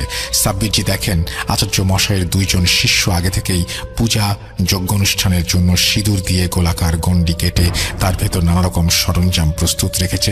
স্থানে বসে যজ্ঞানুষ্ঠান শুরু করেন। এদিকে রাহুল বংশের রক্তের ব্যাপারটা শুনে ভীষণ চিন্তা করছিল। আচার্য মশাই তাকে আশ্বস্ত করে বলেন রাহুলকে আরেকটি গণ্ডির মধ্যে দাঁড় করিয়ে দিতে এবং রাহুল যেন কোনোভাবেই গণ্ডি থেকে বের না হয়। বিশ্বাস অবিশ্বাস সবই মহান আল্লাহর ওপর। হয়তো এটা অন্য ধর্মের কোনো একটা অনুষ্ঠান, তবু সাব্বিরজি তার জায়গা থেকে যতটুকু সম্ভব চেষ্টা করবেন। জিয়াউদ্দিন সাহেব বলেছেন এটি কোনো শক্তিশালী হিন্দু জিন, তাই সাব্বিরজি আচার্য মশাইয়ের ওপর ভরসা করে ওনার নির্দেশ মতো যজ্ঞানুষ্ঠান এরিয়ার বাইরে থাকবেন। তখন গভীর রাত হতে শুরু করেছে। যজ্ঞে অহরহ আহুতি ও মন্ত্রপাঠ চারিদিকের পরিবেশটা মুখরিত করে তুলছিল। অন্যদিকে সাব্বিরজি তার মতন দোয়া দুরূদ পাঠ করতে থাকেন। পরিত্যক্ত শ্মশানের পরিবেশটা কেমন একটা মায়ায় আবদ্ধ হয়ে যায়। খানিক বাদে হঠাৎই অন্ধকারে যেন শূন্য থেকে আধপোড়া চিতার জ্বালাকাঠ উড়ে এসে যজ্ঞের দিকে লক্ষ্য করে পড়ে। কিন্তু আচার্য মশাই সহ উপস্থিত সবাই দেখেন অদ্ভুতভাবে কাঠটা গণ্ডির বাইরেই আটকে রয়েছে। জিয়াউদ্দিন সাহেব এবার সাব্বিরজিকে জানান রাহুলের বোলপুরের বাড়ি এবং বর্ধমানের বাড়ি দুটোই বন্ধ করে দিয়ে এসেছি। কাটোয়াতে একদল এবং তোমার খালামনির বাসায় একদল পাহারা দিচ্ছে। একে আচার্য মশাই সাহায্য করতে পারবেন। আমাদের শুধু সাহায্য করতে হবে তাকে, যাতে শয়তান ওই দিকটায় যেতে না পারে। ঠিক সেই মুহূর্তে তুমুল ঝড় ওঠে। চারদিকের পরিবেশটা কেমন বদলে যায়। অথচ শ্মশানের বাইরে নীরব নিস্তব্ধতা বিরাজমান, কিন্তু শ্মশানের ভেতরে সবকিছু যেন উড়িয়ে নিয়ে যাবে। সাব্বিরজি চেঁচিয়ে বলেন আচার্য মশাই, আপনি থামবেন না। কোনোভাবেই শয়তান পিশাচকে আপনার কাছে আসতে দেবেন না। জিয়াউদ্দিন সাহেব বলেন সাব্বির, তুমি দ্রুত শয়তানটাকে বাইরে রাখার চেষ্টা করো। এইভাবে তারা শয়তানটাকে বাইরে রাখে। এইভাবে কিছুক্ষণ চলার পর রাত শেষ প্রহরে আচার্য মশাই শিষ্যদের বলেন শ্মশানের দক্ষিণে পুরনো ছাই ফসের ঢিপির পাশে 1 হাত গর্ত খুঁড়ে নিচ থেকে একটি মাটির সরা তুলে নিয়ে আসতে। সাব্বিরজি পুরো ঘটনাটা অবাক হয়ে দেখলেও তিনি কখনো তার মতো করে সূরা পড়া বন্ধ করেননি। দেখেন মাটির সরার মধ্যে কালছিটে ছোট্ট শিশি, রক্তগুলো শুকিয়ে কালো হয়ে গেছে। আচার্য মশাই আর দেরি না করে কিছু বিশেষ মন্ত্র পাঠ করে সেই শিশি যজ্ঞে আহুতি দেয়া মাত্রই একটি আশ্চর্যজনক ঘটনা ঘটে। চালাকাঠ সহ আশেপাশের পরিবেশ তোলপাড় করে সেই ঝড় ঘুরতে ঘুরতে এসে যজ্ঞের মধ্যে মিলিয়ে যায়। সঙ্গে সঙ্গে আগুন নিভে যায় এবং একটা গর্জন ধীরে ধীরে কুণ্ডের ভেতরে বিলীন হয়ে যায়। ঠিক সেই সময় দূরে কোনো মসজিদ থেকে ফজরের আজানের ধ্বনি ভেসে আসে। সাব্বিরজি এবং জিয়াউদ্দিন সাহেব একসাথে বলে ওঠেন আলহামদুলিল্লাহ, শয়তানটা নিশ্চিহ্ন হয়েছে। বয়স্ক মানুষ সারা রাত একভাবে বসে থাকার কারণে উঠতে পারছিলেন না আচার্য মশাই। শিষ্যরা এসে তাকে ধরে তোলে। ঈশ্বরের নাম নিয়ে তিনি বলেন শয়তানটা ভস্ম হয়েছে। এদিকে সাব্বিরজি আচার্য মশাইকে গিয়ে বলেন যে জিয়াউদ্দিন সাহেব বোলপুরের এবং বর্ধমানের বাড়ি বন্ধ করে দিয়েছেন। ভবিষ্যতে আর কোনো সমস্যা হবে না ইনশাল্লাহ। এরপর আচার্য মশাইয়ের কাছে অনুমতি চেয়ে পাশের পুকুর থেকে উজু করে সাব্বিরজি ও জিয়াউদ্দিন সাহেব ফজরের নামাজ আদায় করেন। নামাজ আদায় করে এসে তারা যতক্ষণে গাড়ি স্টার্ট দিলেন ততক্ষণে পূবের আকাশ রক্তিমাভায় পরিপূর্ণ। পথে আসতে আসতে আচার্য মশাই বলেন নিকৃষ্ট কালো জাদুর মাধ্যমে বোতলে বন্দি করে এই শয়তান বেতাল পিশাচকে প্রেরণ করেছিল রাহুলেরই আপন কাকা। আসলে 2 বছর আগে যখন সম্পত্তির একতরফা অংশ রাহুলের কাছে চলে যায়, তখন ওর কাকা রাগে ফেটে পড়ে এবং সম্পূর্ণ সম্পত্তি নিজে ভোগ করার লালসায় একজন অঘরী তান্ত্রিকের সাহায্য নিয়ে এই নিকৃষ্ট বোতল পিশাচটাকে রাহুলের বিরুদ্ধে প্রেরণ করে। কিন্তু শর্ত মাফিক সময় মতো কোনো 5 বছরের বাচ্চা শিশুকে বলি দিতে পারেনি বলে সেই পিশাচ উল্টে খেপে গিয়ে রাহুলের কাকার ওপর আক্রমণ চালায়। তারপর সেই অবয়ব টিয়াকে ভয় দেখিয়ে শেষ করে এবং পরে রিয়াকেও শেষ করার চেষ্টা করেছিল, কিন্তু সফল হয়নি। শয়তানটা একে একে রাহুলের বংশকে নির্বংশ করে দিতে চাইছিল। কিন্তু সাব্বির, আপনি এবং আপনার সঙ্গী সময় মতো এদের সাহায্য করার ফলে ঈশ্বরের কৃপায় সমস্ত বিষয়টা আমরা জানতে পারি। আপনাদের সাহায্যে আজ এই শয়তানকে শেষ করতে পেরেছি। এখন রাহুলের ওপরে আর কোনো খারাপ নজর নেই। এই বলে আচার্য মশাই থামলে সাব্বিরজি বলেন, শয়তান যতই তার মায়া প্রভাব বিস্তার করুক না কেন, মহান আল্লাহর কৃপায় একদিন তা সমূলে নির্মল হবেই। এরপর বর্ধমানে পৌঁছে খালামণিকে সমস্ত ঘটনা খুলে বলেন সাব্বিরজি। সবার কাছ থেকে বিদায় নিয়ে রাহুল ও আচার্য মশাই রাহুলদের বর্ধমানের বাড়িতে চলে যায়। রাত্রিটা সেখানে থেকে সাব্বিরজি পরের দিন কলকাতায় ফিরে আসেন। এই ছিল ঘটনা। এখন বিশ্বাস করা বা না করা বন্ধুদের সম্পূর্ণ ব্যক্তিগত অভিমত। আজ এই পর্যন্তই। ভালো থাকুন, সুস্থ থাকুন, ভূত.com শুনতে থাকুন। আল্লাহ হাফিজ, এই বলে সুকান্ত মাইতি তার ঘটনা শেষ করেছেন। থ্যাংক ইউ ভেরি মাচ আপনাকে সুকান্ত মাইতি। অনেক লম্বা একটা ঘটনা দিয়েছেন আপনি ঈদ উপলক্ষে, এবং আশা করছি যারা শুনছেন তাদেরও ভালো লেগেছে। ঈদ মোবারক আপনাদের সবাইকে আরও একবার। যে যেখান থেকে শুনছেন, আশা করছি প্রথম থেকে শেষ পর্যন্ত উপভোগ করেছেন আজকের ঘটনা। আমরা আশা করব যে এইভাবেই ভূত.com-এর সাথে প্রতিটা ঈদ শুধু নয়, প্রতিটা দিন আপনাদের চমৎকার কাটবে। ভয়ের রাজ্যে হারিয়ে যাবেন আপনারা। অনেকক্ষণ সময় নিয়েছি আপনাদের, আর সময় নিতে চাই না। আমরা চেয়েছিলাম এবারের ঈদে স্পেশাল কিছু উপহার দিতে, সেই অনুযায়ী আমাদের বিশেষ পরিকল্পনার কথা অলরেডি আপনারা জেনে গেছেন।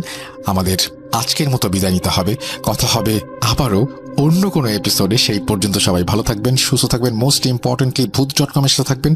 আমাদেরকে ইমেল করবেন, ইমেল করতে ভুলবেন না। আমাদের ইমেল অ্যাড্রেস হচ্ছে russell.booth.com@gmail.com। আপনার নাম, ঠিকানা এবং ফোন নাম্বার জানিয়ে দিতে হবে। আর সেই সাথে rjrussellbooth.com ইউটিউব চ্যানেলটি সাবস্ক্রাইব করতে হবে।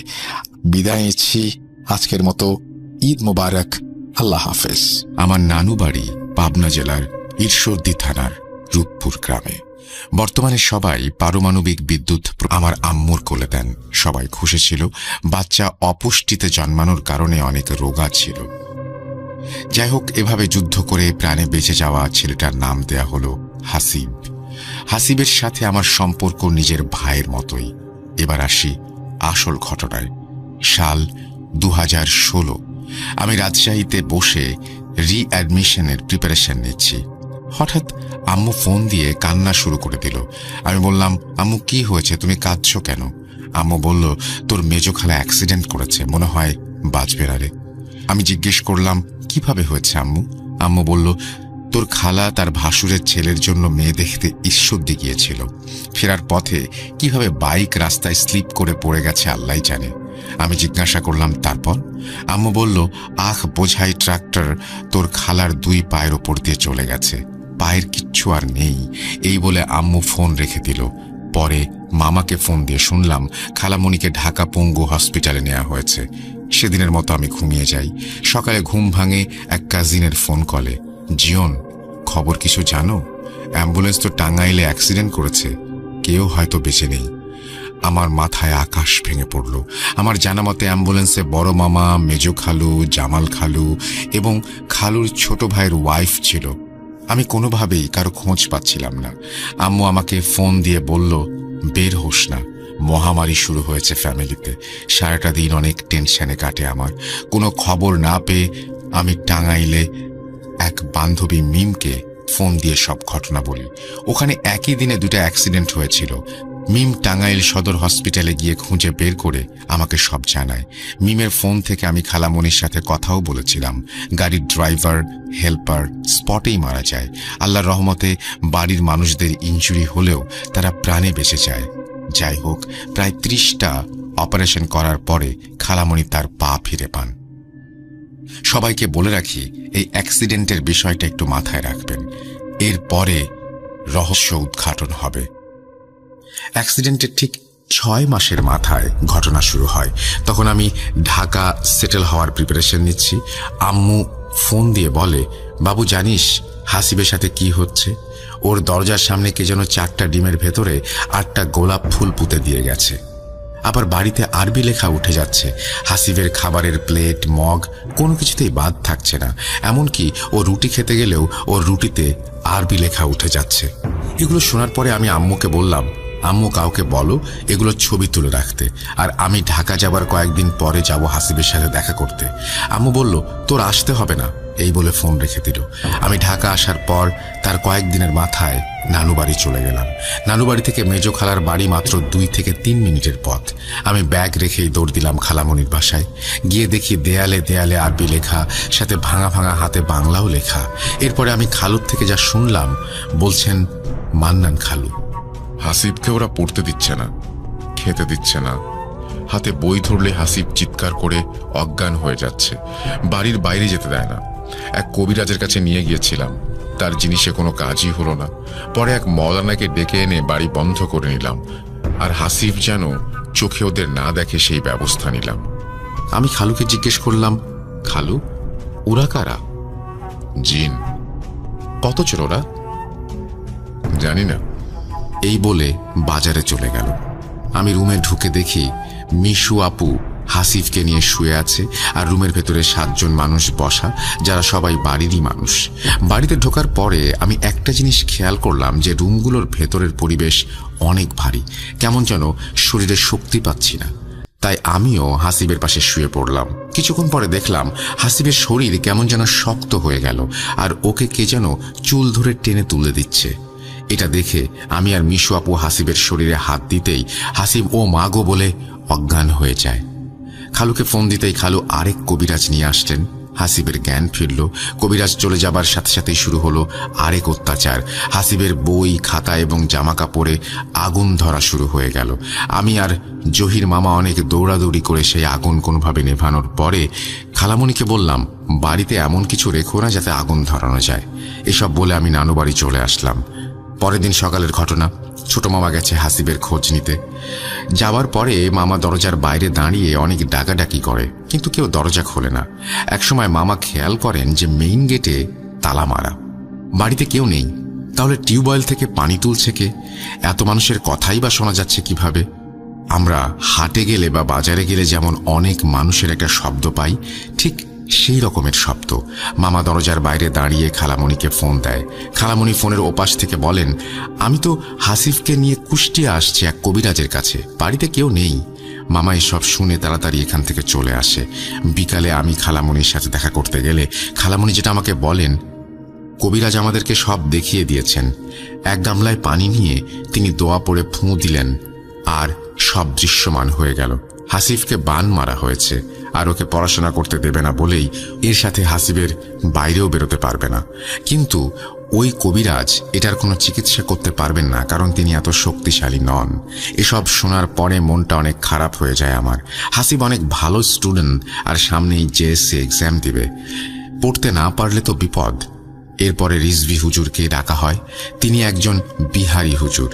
তিনি বাড়িতে ঢুকেই বলেন, এ বাড়িতে অনেক জিন চালান করা আছে এবং তিনি এদের সাথে পেরে উঠবেন না।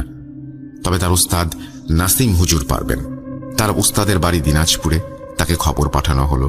তিনি 3 দিনের মাথায় 4 জন সহকারী নিয়ে আসলেন খালামণির বাড়িতে। হুজুর কাজ করার আগে একজন তুলারাশির লোক চাইলেন, যিনি হবেন পরিবারের কেউ। এখানে একমাত্র মিশু আপু ছিল তুলারাশি। আপু সে সময় বরিশালের শহীদ আব্দুর রব টেক্সটাইল ইঞ্জিনিয়ারিং কলেজে পড়াশোনা করতেন। সবার অমত উপেক্ষা করেই মান্নান খালু আপুকে নিয়ে হুজুরের সাথে আসেন। আসনে বসেন। আসনে আপুর সাথে আরও একজন হাফেজ ছিল। হুজুর আপুকে বলে দিলেন, ভয় পেও না, অনেক কিছু তুমি দেখবে, সেগুলো মনে রাখবে, আর বাইরের কাউকে কিছু বলবে না। হুজুরের দোয়া পড়া শুরু হলো। 5 থেকে 7 মিনিট পর আপু কেঁপে কেঁপে উঠতে দেখে নাসিম হুজুর জিজ্ঞেস করলেন, তুমি কি দেখছো কিছু? আপু বলল, আমি দেখছি অসংখ্য মানুষের মতো, কিন্তু মানুষ না। হুজুর বললেন, দেখো তো এমন কেউ আছে কি না যে দেখতে বানরের মতো কিন্তু হাত পা মানুষের মতো? আপু বলল, জি হুজুর, এমন অনেকে আছে। হুজুর বললেন, গুনে দেখো। আপু গুনে বললেন, 1000-এর মতো হবে। এবার হুজুরের কপালে চিন্তার ভাঁজ দেখা গেল। আমাদের পরিবারে 20-25 জন সদস্য উপস্থিত ছিলেন সেখানে। হুজুর গম্ভীর গলায় বললেন, এখানে কয়েক লক্ষ জিনের বসবাস। আসলে কি সব চালান করা? আমি যা দেখছি তাতে তো কিছু জিন এখানে কয়েক শত বছর ধরে এই ভিটা বাড়িতেই বাস করছে। কথা শেষ করে তিনি কাজে মন দিলেন। বাকি বিষয়গুলো মিশু আপুর কাছ থেকে শোনা। বলছেন মিশু আপু, আমাকে যখন আসনে বসানো হলো তখন আমি দেখলাম কোনো এক কালো শাড়ি পরিহিত মহিলা আমার প্রত্যেক চাচার বাড়ির নিচে 10টা করে তাবিজ পুঁতে দিচ্ছে। এরপর দেখলাম অসংখ্য মানুষের মতো শরীরের জন্তু বাড়ির চারপাশে ভর্তি। আমি দেখলাম হুজুর কি যেন একটা সুতা বের করলেন, সেটা আস্তে আস্তে শেকলে রূপ নিল এবং কয়েক হাজার জন্তুকে তিনি এই শেকল দিয়ে বেঁধে বোতলে ভরতে শুরু করলেন। আপুর কথা থামিয়ে দিয়ে আমি বললাম, আপু, আমরা শুধু বোতলটাই দেখেছি, আর কিছু দেখিনি। যাই হোক, এসব কাজ শেষ করে হুজুর একে একে খালুর প্রত্যেক ভাইয়ের বাড়ি গেলেন এবং একে একে প্রত্যেক বাড়ি থেকে 10টা করে তাবিজ তুললেন। তারপর তিনি আসলেন মান্নান খালুর বাড়িতে। বাড়ি থেকে সবাইকে বের করে দিয়ে তিনি সেখান থেকে 101টা তাবিজ তুলে পুড়িয়ে দেন। এরপর তিনি বাড়ি বন্ধ করেন। আর কিছু পানি তেল পড়ে দিয়েও বলেন এগুলো যেন হাসিব ও মিশু আপুকে খাওয়ানো হয়। সেদিন রাত্রি যাপন করে হুজুর ট্রেনে করে দিনাজপুরের উদ্দেশ্যে রওনা দেন। এদিকে খালু তার সাইকেলে হাসিবকে নিয়ে রওনা দেন হাসিবের স্কুলের উদ্দেশ্যে। কিছুদূর যেতেই হাসিব সাইকেল থেকে পড়ে যায় এবং মাগো বাঁচাও বলে চিৎকার শুরু করে। দেখতে দেখতেই হাসিবের সাদা শার্ট লাল রক্তে ভিজে যায়। হাসিব অজ্ঞান হয়ে যায় মাটিতে। খালু তড়িঘড়ি করে হাসিবের শার্টটা খুলে দেখে সারা শরীরে চাকু দিয়ে কাটা।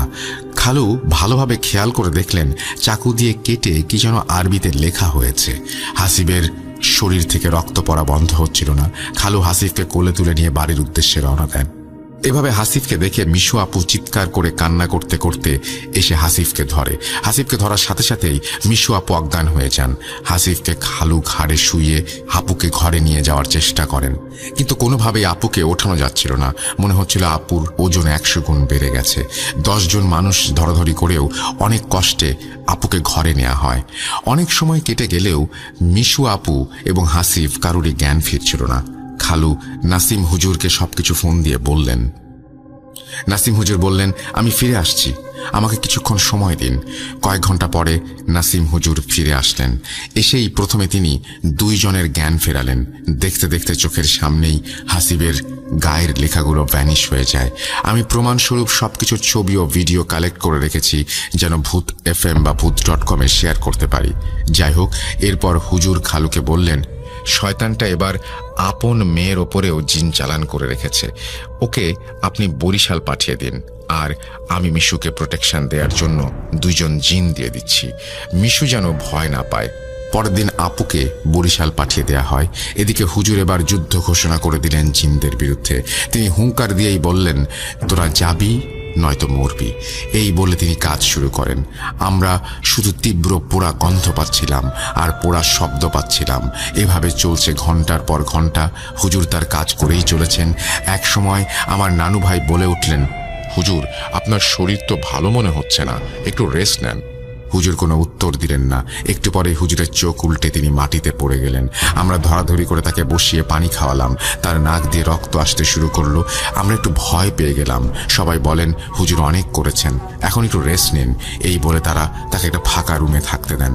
কিছুক্ষণ পরে আর হুজুরকে পাওয়া যায় না। পরের দিন হুজুরের ফোন আসে খালুর ফোনে। হুজুর বলেন তার জিনেরা তাকে বাঁচিয়ে নিয়ে গেছে এবং তিনি বলেন, আপনার ছেলের চিকিৎসার জন্য নেয়া অর্থ আমি রেখে এসেছি, আমি পারলাম না, মাফ করে দিয়েন। কয়েক মাস পরে নাসিম হুজুর অস্বাভাবিকভাবে মারা যান। এদিকে হাসিবের উপরে চলতে থাকে জিনদের অত্যাচার। খালামণি বাড়িতে সবসময় দেখতেন ছায়ামূর্তিরা ঘুরে বেড়াচ্ছে। এগুলোর ভয় লাগতো না তার। ছেলে শেষ হয়ে যাচ্ছে দিনে দিনে। কোনো মার ভয় ডর থাকে না এ সময়। হাসিবের শরীরে যে টাইপের লেখা উঠত তা এরকম, কোরআন যদি বুকের ওপরে রাখা হয় তাহলে যেরকম একটা ছবি, এরকম টাইপের মাঝে মাঝে ছবি ভেসে উঠত। যদি কোনো হিন্দু তান্ত্রিকের চিকিৎসা করতে আসতো তাহলে ছবি অনেক সময় অন্যরকম হয়ে যেত। দেশের মধ্যে সাঁওতাল উপজাতির কালো জাদুর দক্ষতা অনেক, তাই আমরা সাঁওতালদেরকেও নিয়ে যাই বাড়িতে। তারা তখন হাসিবের বুকে একটা ক্রস দেখতে পায়। এভাবেই কোনো কাজ হচ্ছিল না। খালু বললেন, সবই তো চেষ্টা করলাম, এবার একজন খ্রিস্টিয়ান কবিরাজকে ডাকি। তিনিও আসলেন, তার কেরামতি দেখালেন। এবার হাসিবের সারা শরীরে অনেক লেখা উঠল। আমি যেহেতু তাবিজের বই পড়েছিলাম তাই আমি কিছু জিনিস বুঝলাম যে এগুলো নর্মাল লেখা না, এগুলো প্রাচীন মিশরীয় কুফরি কালামের নকশা। কবিরাজ হার মেনে নিলেন। এভাবে 6 মাস কেটে গেল। হাসিবের অবস্থার অবনতি শুরু হলো। একদিন খালু এক কবিরাজের সন্ধান পান। ভেড়ামারা তার বাড়ি। তাকে নিয়ে আসার পরে তিনি বলেন, আপনাদের বাড়ির পেছনের বাগানে কাফনের কাপড় পোতা আছে, এটা এক জায়গা থেকে আরেক জায়গায় মুভ করে। এটা যদি আমি তুলি তাহলে আপনার ছেলে হয়তো সুস্থ হবে, কিন্তু আমি মারা যাব। এই বলে কবিরাজ চলে গেলেন। এদিকে দেয়ালে জিনেরা লিখে দিয়ে গেল, কাকে আনবি নিয়ে আয়, আমরা দলে দলে আসব, কোনোভাবেই আমাদেরকে হারাতে পারবি না। 14 এপ্রিল 2017 খালু ঢাকার এক মওলানার সন্ধানে আসেন হাসিবকে নিয়ে। মওলানার বাড়িতে যাওয়ার পরে তিনি দেখেন সেখানে স্যুট বুট পরা একজন মধ্যবয়সী ভদ্রলোক বসে আছেন আর বই পড়ছেন। খালু সালাম দিলে তিনি সালামের উত্তর নিয়ে নিজের পরিচয় বলেন তিনি একজন স্বনামধন্য ইউনিভার্সিটির টিচার। খালু জিজ্ঞাসা করেন, আপনি কবিরাজ? ভদ্রলোক উত্তর দেন, আল্লাহ কখন কাকে কি বানিয়ে দেয় কেউ কি বলতে পারে? এরপর তিনি খালুকে রীতিমতো তুই তুকারি করে বলেন, তুই যে বাড়ি করেছিলি তুই জানিস না তোর নানার কবর আছে ওখানে? কবর নষ্ট করে বাড়ি করেছিস কোন সাহসে? এখন 3 পুরুষ পার হয় নাই, তোর নানা অনেক ভালো মানুষ ছিল এবং তার অনেক বন্ধু জিন ছিল যারা তোর নানার কবর জিয়ারত করতে আসতো। তোর বাড়ি করা দেখে তারা অনেক ক্ষুব্ধ হয় এবং তোর বউকে মারার জন্য অ্যাক্সিডেন্টটা ঘটায়। তোর বউ বেঁচে গিয়েছিল বলে টাঙ্গাইলে আবারও অ্যাম্বুলেন্স অ্যাক্সিডেন্ট করে। দেখতে আসেন। তিনি খালামণিকে কিছু আমল শিখিয়ে দিয়ে যান এবং বলেন এগুলো হাসিব যেন নিয়মিত করে। এভাবেই চলতে থাকে হাসিবের দিন। একদিন হাসিব অজ্ঞান হয়েছিল, খালামণি পাশে বসে কোরআন পড়ছিল। হঠাৎ কেউ একজন অনেক ভারী একটা গলায় খালামণিকে সালাম দেন। বাড়িতে কেউ নেই তখন। খালামণি সালামের উত্তর নিয়ে বললেন, কে? উত্তরে সেই ভারী গলাটি বলল, আমার নাম বলা যাবে না, কিন্তু আমি একজন জিন। আমি হাফেজ।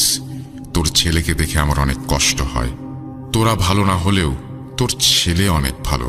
কথা দিচ্ছি আমি তোর ছেলেকে বাঁচাবো। আমি চিঠি লিখে তোকে যা করতে বলবো তুই তাই করবি। এই বলে চুপ হয়ে যায়। একটু পর হাসিবের জ্ঞান ফিরে আসে। সব আস্তে আস্তে স্বাভাবিক হতে থাকে।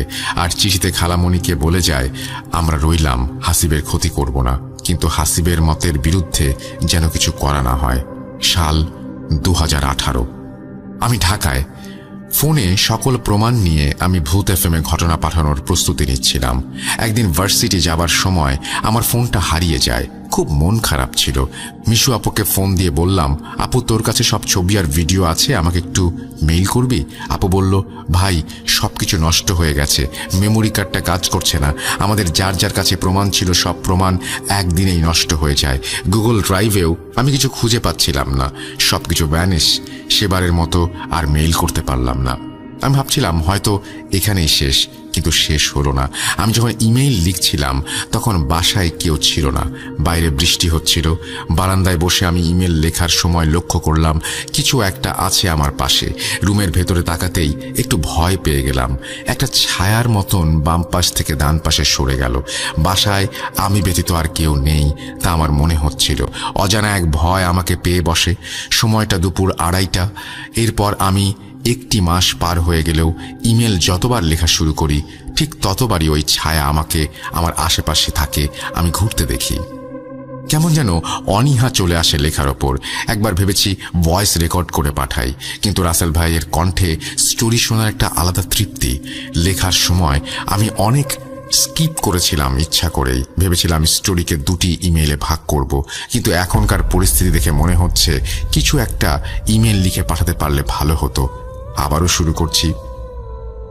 একবার এক কবিরাজ এলেন বাড়িতে, এসে বললেন আমি কাজ করতে পারবো, কিন্তু হাসিফকে নদী পার করে যত দূরে পারবেন নিয়ে চলে যাবেন। খালামণি আর খালু ৭-৫ না ভেবেই হাসিফকে নিয়ে নীলফামারী হাসিবের এক চাচার বাসায় গেলেন এবং হাসিবের সাথে খালামণিকে রেখে আসলেন। নীলফামারী ৭ দিন থাকার পর কবিরাজ বললেন ওখান থেকে হাসিবকে অন্য কোথাও নিয়ে যেতে।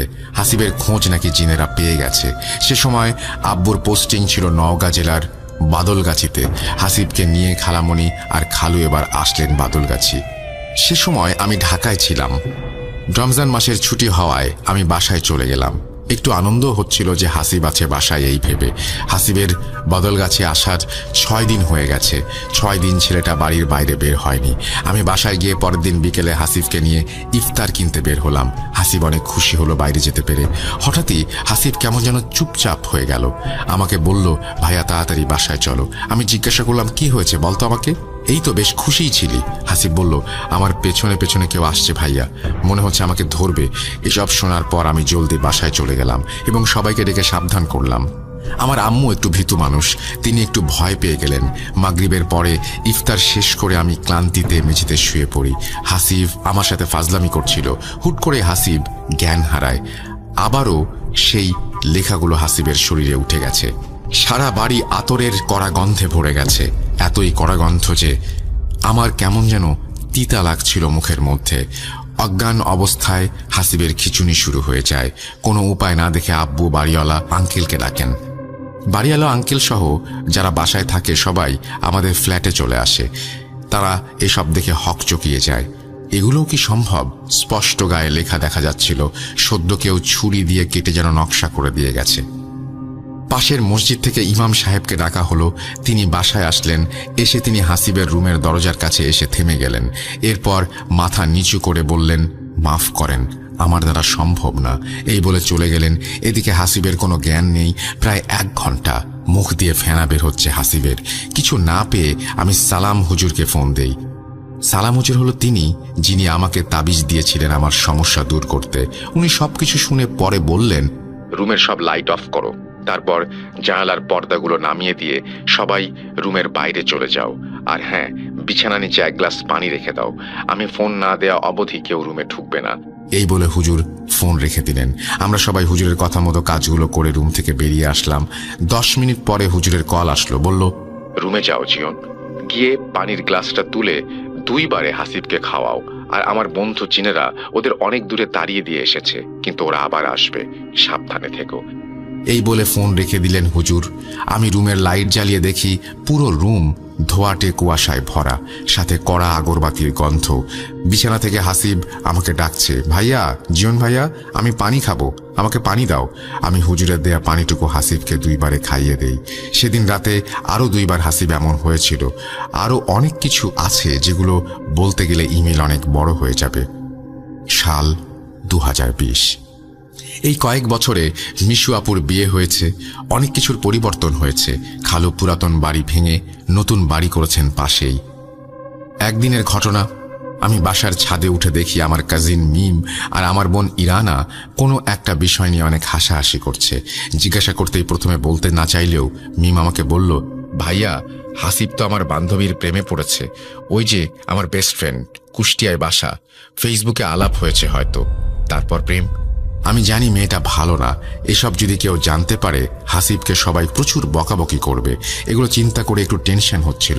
পরের দিন নানু বাড়ি যাবার কথা আমার, তাই ভাবলাম গিয়েই আগে হাসিবকে জিজ্ঞেস করব এই ব্যাপারটা। পরদিন সকাল 6টায় মেজো খালামণির ফোন কলে আমার ঘুম ভাঙে। খালামণি আমাকে বলেন, জিয়ন, তুমি যা জেনেছ আর কাউকে তা বলো না। তোমার নামে একটা চিঠি এসেছে, তাড়াতাড়ি আমার বাসায় এসো। বিকেলে আমি নানু বাড়ি গিয়ে দেখি মেজো খালা আমার জন্য বসে আছে। আমাকে দেখতেই আমার হাত ধরে আমাকে মাঠের মধ্যে নিয়ে গিয়ে একটা চিঠি দেন আমার হাতে, একটা সিলগালা করা চিঠি। এটা শুধু নাকি আমিই পড়তে পারবো। চিঠিটার সারাংশটা ছিল ঠিক এমন: আমি হাসিবকে খারাপ পথে যেতে দেব না। হাসিব যে মেয়ের পাল্লায় পড়েছে সে একটা শয়তান মেয়ে। হাসিবের সব শেষ করে দেবে। জিয়ন, তুই হাসিবকে বুঝাবি, ও কারো কথা না শুনলেও তোর কথা শুনবে, তোকে পারতেই হবে। চিঠিটা খালামণিকে ফেরত দিয়ে আমি বললাম, হাসিব কোথায়? খালামণি বলল, খেলতে গেছে। আমি বললাম, আসলে বলবেন আমি নানু বাড়ি এসেছি, ও যেন অবশ্যই আমার সাথে দেখা করে। মাগরিবের পরে আমি হাসিবের সাথে বাজারে গেলাম চা খেতে। তখন একটু লজ্জা নিয়েই হাসিবকে বললাম, হাসিব, তুই প্রেম করছিস? মেয়েটা ভালো না, বিপদে পড়ার আগে সরে আয় হাসিব। হাসিব আমার দিকে অবাকভাবে তাকিয়ে বলল, তুমি কিভাবে জানলে? আমি যেভাবে জানলাম সেটা তোর জানতে হবে না, শুধু এইটুকু মাথায় রাখ, তোর সামনে বিপদ আছে, সরে আয় সব থেকে। সেদিন রাতে আমি হাসিবের সাথেই ছিলাম। এরই মধ্যে করোনা শুরু হয়ে গেল দেশে। লকডাউনে আটকে গেলাম নানু বাড়ি। কয়েকদিন পরে মেজো খালা আমাকে ডেকে বলল, হাসিব স্বপ্নে কি দেখেছে জিজ্ঞেস করো, তোমার নামে আবারও চিঠি এসেছে, শুধু তোমাকেই জানতে হবে, আর কেউ জানবে না।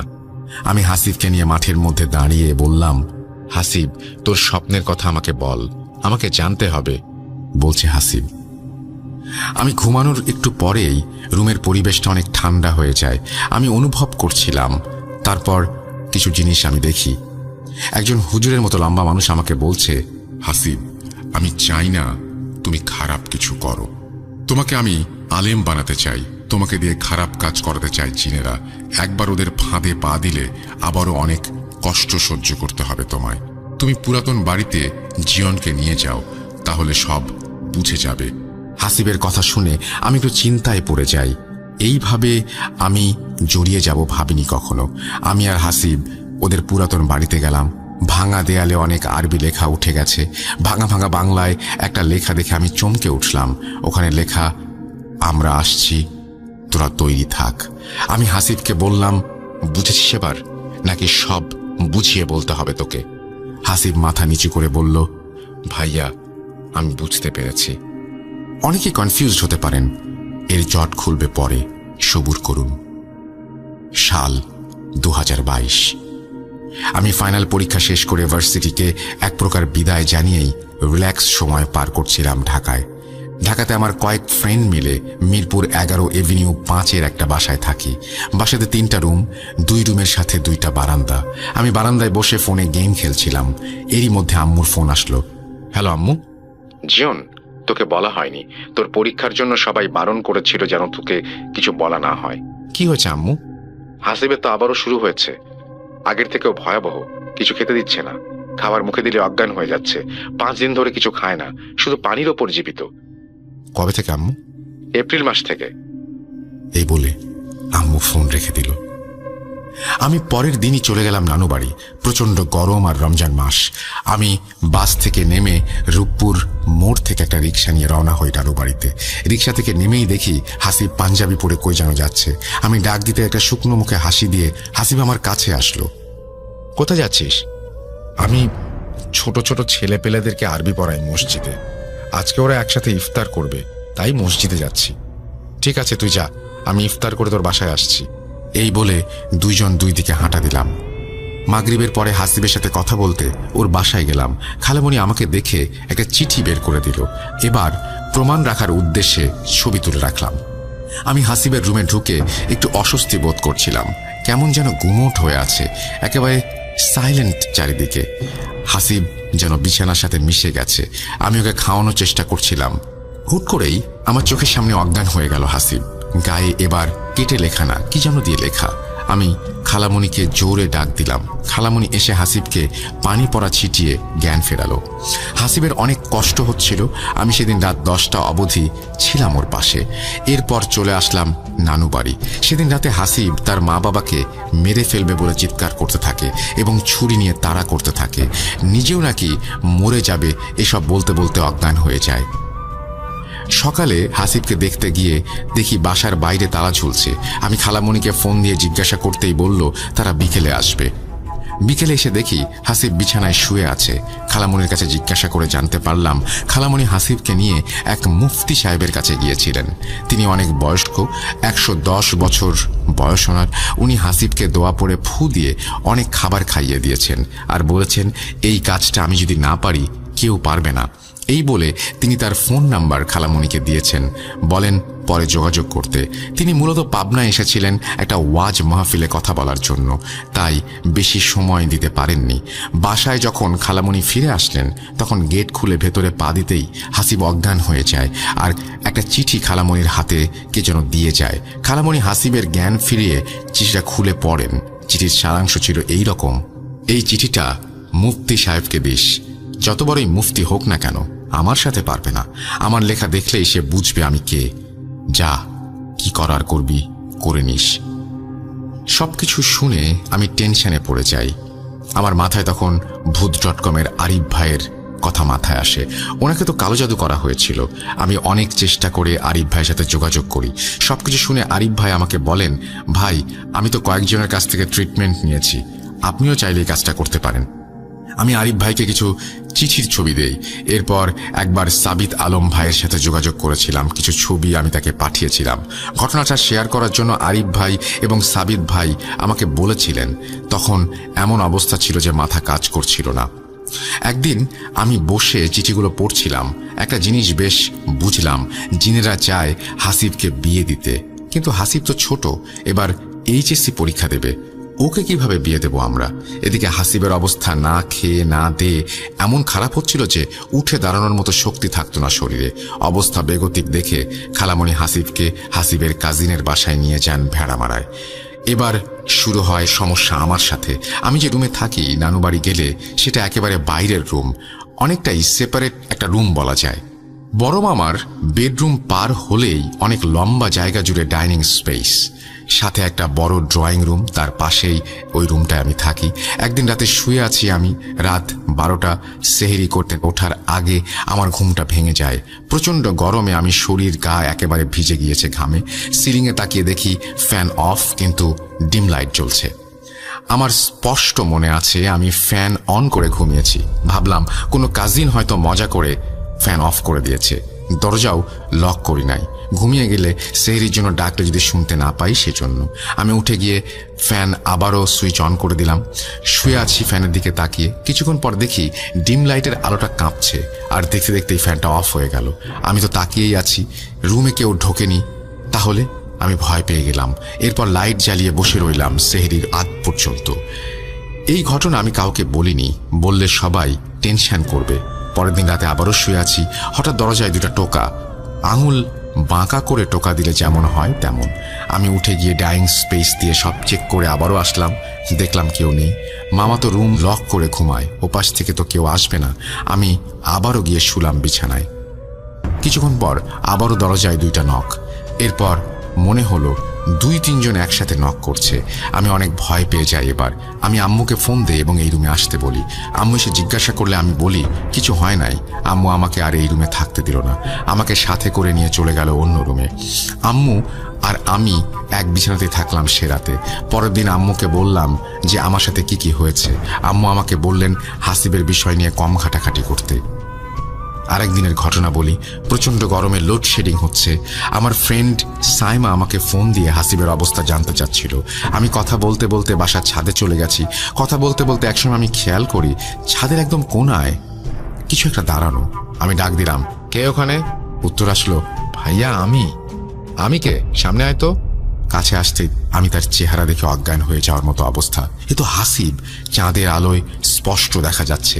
কিন্তু হাসিব তো ভেড়া মারায়, ও এখানে আসবে কিভাবে? আমি কিছু না ভেবে পেছন ফিরে ছাদ থেকে নেমে চলে আসি। ছাদের দরজা লক করে সিঁড়িতে বসে পড়ি আর ভাবতে থাকি আমার সাথে কি শুরু হলো। এমন আরো অনেক ঘটনা ফ্যামিলির অনেকের সাথে ঘটতে থাকে। এর ঠিক 2 দিন পরে হাসিবকে বাসায় নিয়ে আসা হয়। কয়েকদিনে হাসিব একটু সুস্থ হয়েছে। দিনটা ছিল শুক্রবার রাত। হঠাৎ খালু আর খালামণি হাসিবকে নিয়ে নানু বাড়ি আসলো। আমি জিজ্ঞাসা করলাম কি হয়েছে। হাসিব বলল কোনো একজন কবিরাজের সন্ধান পেয়েছেন তারা, টঙ্গীতে নিয়ে যাবে। কিন্তু হাসিব আমাকে সঙ্গে নিয়ে যেতে চায়। রমজান মাস, আমার শরীরও খুব একটা ভালো যাচ্ছিল না। তারপরেও হাসিবের কথা চিন্তা করে আমি রাজি হয়ে গেলাম। আমরা অনেক আগেই ঈশ্বরদী স্টেশন থেকে রাতের ট্রেন ধরে রওনা দেই।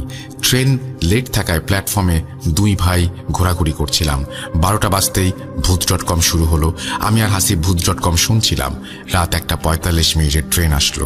যথারীতি ট্রেনে উঠে বসলাম, কিন্তু ঘুম সে রাতে আর হলো না। সকাল 7:30 ট্রেন টঙ্গী স্টেশনে পৌঁছায়। ওখান থেকে আমরা শহরের ভেতরে যাবার জন্য রওনা হলাম। 8টার দিকে একটা জায়গায় আমরা নামলাম, কোন একটা মার্কেট। তখনও দোকানপাট খোলেনি ঠিক মতো। এরই মধ্যে একজন যুবক আসলেন এবং খালুকে ইশারা করে তার পেছন পেছন যেতে বললেন। প্রথমে ভেবেছিলাম ইনি হয়তো কবিরাজ। কয়েক মিনিট হাঁটার পর আমরা অবশেষে তার বাড়ি পৌঁছালাম। যুবক বললেন, বসুন আপনারা, মুফতি সাহেব রোগী দেখছেন, আমি ওনার ড্রাইভার, এই বলে চলে গেলেন। কিছুক্ষণ পর সেই যুবক এসে বললেন, চলুন, হুজুর ডাকছেন আপনাদের। হুজুরের রুমে ঢুকতেই দেখলাম একজন মধ্যবয়স্ক মানুষ, পরনে তার জব্বা, বাবরি চুল, মাথায় একটা টুপি। তার চেহারাটা আমার পরিচিত, খুবই পরিচিত, কোথায় যেন দেখেছি। আমি তখন আরো ভালোভাবে লক্ষ্য করলাম কিছুক্ষণ। তার ভয়েস শোনার পর আমি তাকে প্রশ্ন করলাম, হুজুর, আপনি মীর মুফতি মোজাম্মেল হোসেন সাইফি না? তিনি একটু মৃদু হেসে বললেন, হ্যাঁ। আমি তখন একটু খুশি হয়ে বললাম, হুজুর, আপনার জিন সম্পর্কিত বয়ানগুলো আমি শুনেছি ইউটিউবে।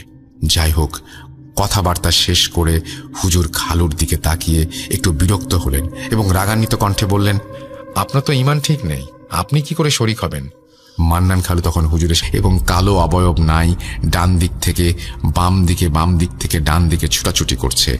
এটা সেই কালো জাদু যেটা আমাদের নবীজিকে করা হয়েছিল।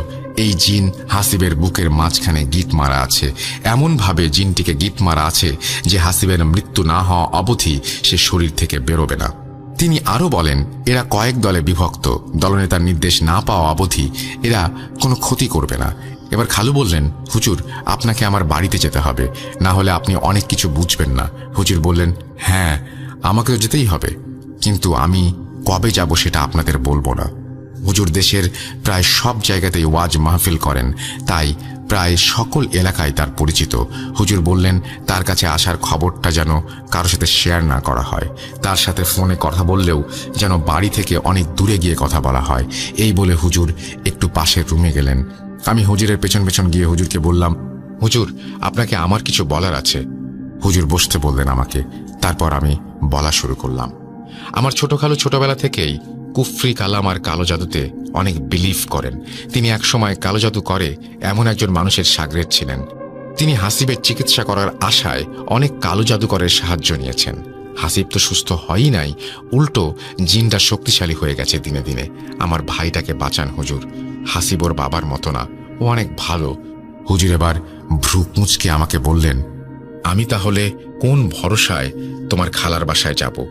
আমি যা বলবো তা যদি ওরা না মানে তাহলে তো কাজ হবে না। তখন মানুষ বলবে আমি ভণ্ড। আমার একটা সম্মান আছে এই সমাজে। হুজুর, আপনি খালামণির বাসায় যাওয়া অবধি আমি থাকবো, ভরসা দিচ্ছি, তাও আপনি না করবেন না। এরপর হুজুরকে হাদিয়া দিয়ে আমরা বিদায় নিয়ে আসলাম সেখান থেকে। এর মধ্যে কিছু চিঠি খালামণির হাতে আসে। সারাংশ এই ছিল, আমরা হার মানব না কিছুতেই। বুধবার সকালে হুজুর আসলেন, সঙ্গে করে দুজন ছাত্র নিয়ে আসছেন তিনি। হুজুর আগেই বলে রেখেছিলেন যেন 40 দিনের পানি খাবারের ব্যবস্থা করে রাখি। ওই পানি হুজুর 1000 আয়াত পড়ে ফু দিয়ে যাবেন এবং ওই পানি হাসিবের সব কাজে ব্যবহার করতে হবে, অন্য কোনো পানি ধরা নিষেধ। বাসায় ঢুকে হুজুর উপরের দিকে কথা কঠিন না করে আসল কথায় আসতেছি, অর্থাৎ অতি প্রাকৃত বাস্তবতায়। তখনও বাংলাদেশ নামে দেশ ছিল না। ব্রিটিশ ভারতের সময় হলো সাক্ষী এই ঘটনার। আমার নানির নানি এবং সে নানির বোন, অর্থাৎ তিনিও আমার নানি।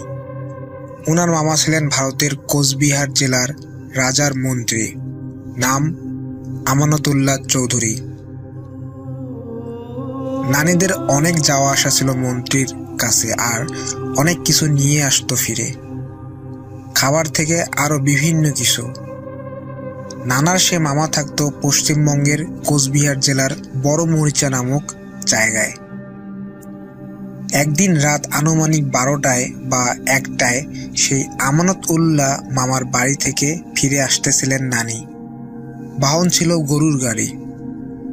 গরুর গাড়িতেই ছিল অভ্যাস যাওয়া আসার। সাথে ছিল আরো কয়েকজন। মাঝরাত, জ্যোৎস্নার আলোয় গাড়ির ছায়াও সাথী। জোনাকির গানের ভাষা জোনাকিরাই বুঝে নিচ্ছিল। হারিকেন ঝুলিয়ে শুনশান পথে গরুর গাড়ি তার গাড়িয়ালের দিক নির্দেশনায় ভারতের বড় মরিচা থেকে বাংলাদেশের জমগ্রামের উদ্দেশ্যে। এই জমগ্রাম হলো পাটগ্রাম উপজেলার বাউড়া ইউনিয়নের একটা গ্রাম। গাড়ির ছাউনির তলায় তাদের সাথে কত খাবার দাবার রাজ্যের, কখনো ঘন বাঁশঝাড়, কখনো পুকুর, কখনো দৈত্যাকার খোলা মাঠ, কখনো শিয়ালের হুক্কা হুয়া, কখনো কুকুরের সতর্ক বার্তা, কখনো বন বিড়ালের কান্না।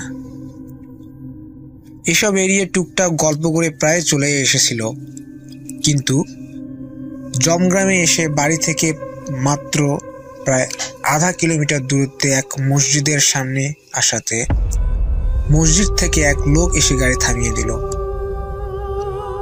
থামিয়ে দিয়ে সবাই বললাম কাজল ভাইয়ের দেহে আসতে পারে, ঠিক আছে? তো এই তাবিজ কিন্তু খোলা যাবে না। তারপর আজকে 2022 সাল হতে চললো। আপনাকে বলে রাখি যে কাজল ভাই এখন ভালো আছেন, তার 2টো বাচ্চাও হয়েছে, তিনি এখন ভালো আছেন। তাবিজ কিন্তু তিনি খোলেন না। আমরা মাঝে মাঝে মজা করি কাজল ভাই তাবিজটা খুলে দিতে, কিন্তু ফুফু খুব স্ট্রিক্ট থাকেন। ফুফু বলেন না, আমি আবার সংসারে অশান্তি চাই না। তো এই ছিল আমার ঘটনা রাসেল ভাই। এটা পুরোপুরি সত্য ঘটনা, এটা আমার ফুপুর মুখে শোনা, আব্বুর মুখেও শোনা। তো আশা করি গল্পটা যদি ভালো লাগে আপনি পাবলিশ করবেন। এছাড়াও আমাদের ফ্যামিলিতে আর 2-3টা ঘটনা রয়েছে, একদম সত্যি ঘটনা। তো যদি ইন্সপিরেশন পাই, ইন্সপায়ার্ড হই, যে তাহলে অবশ্যই আমি বাকিগুলো পাবলিশ করব।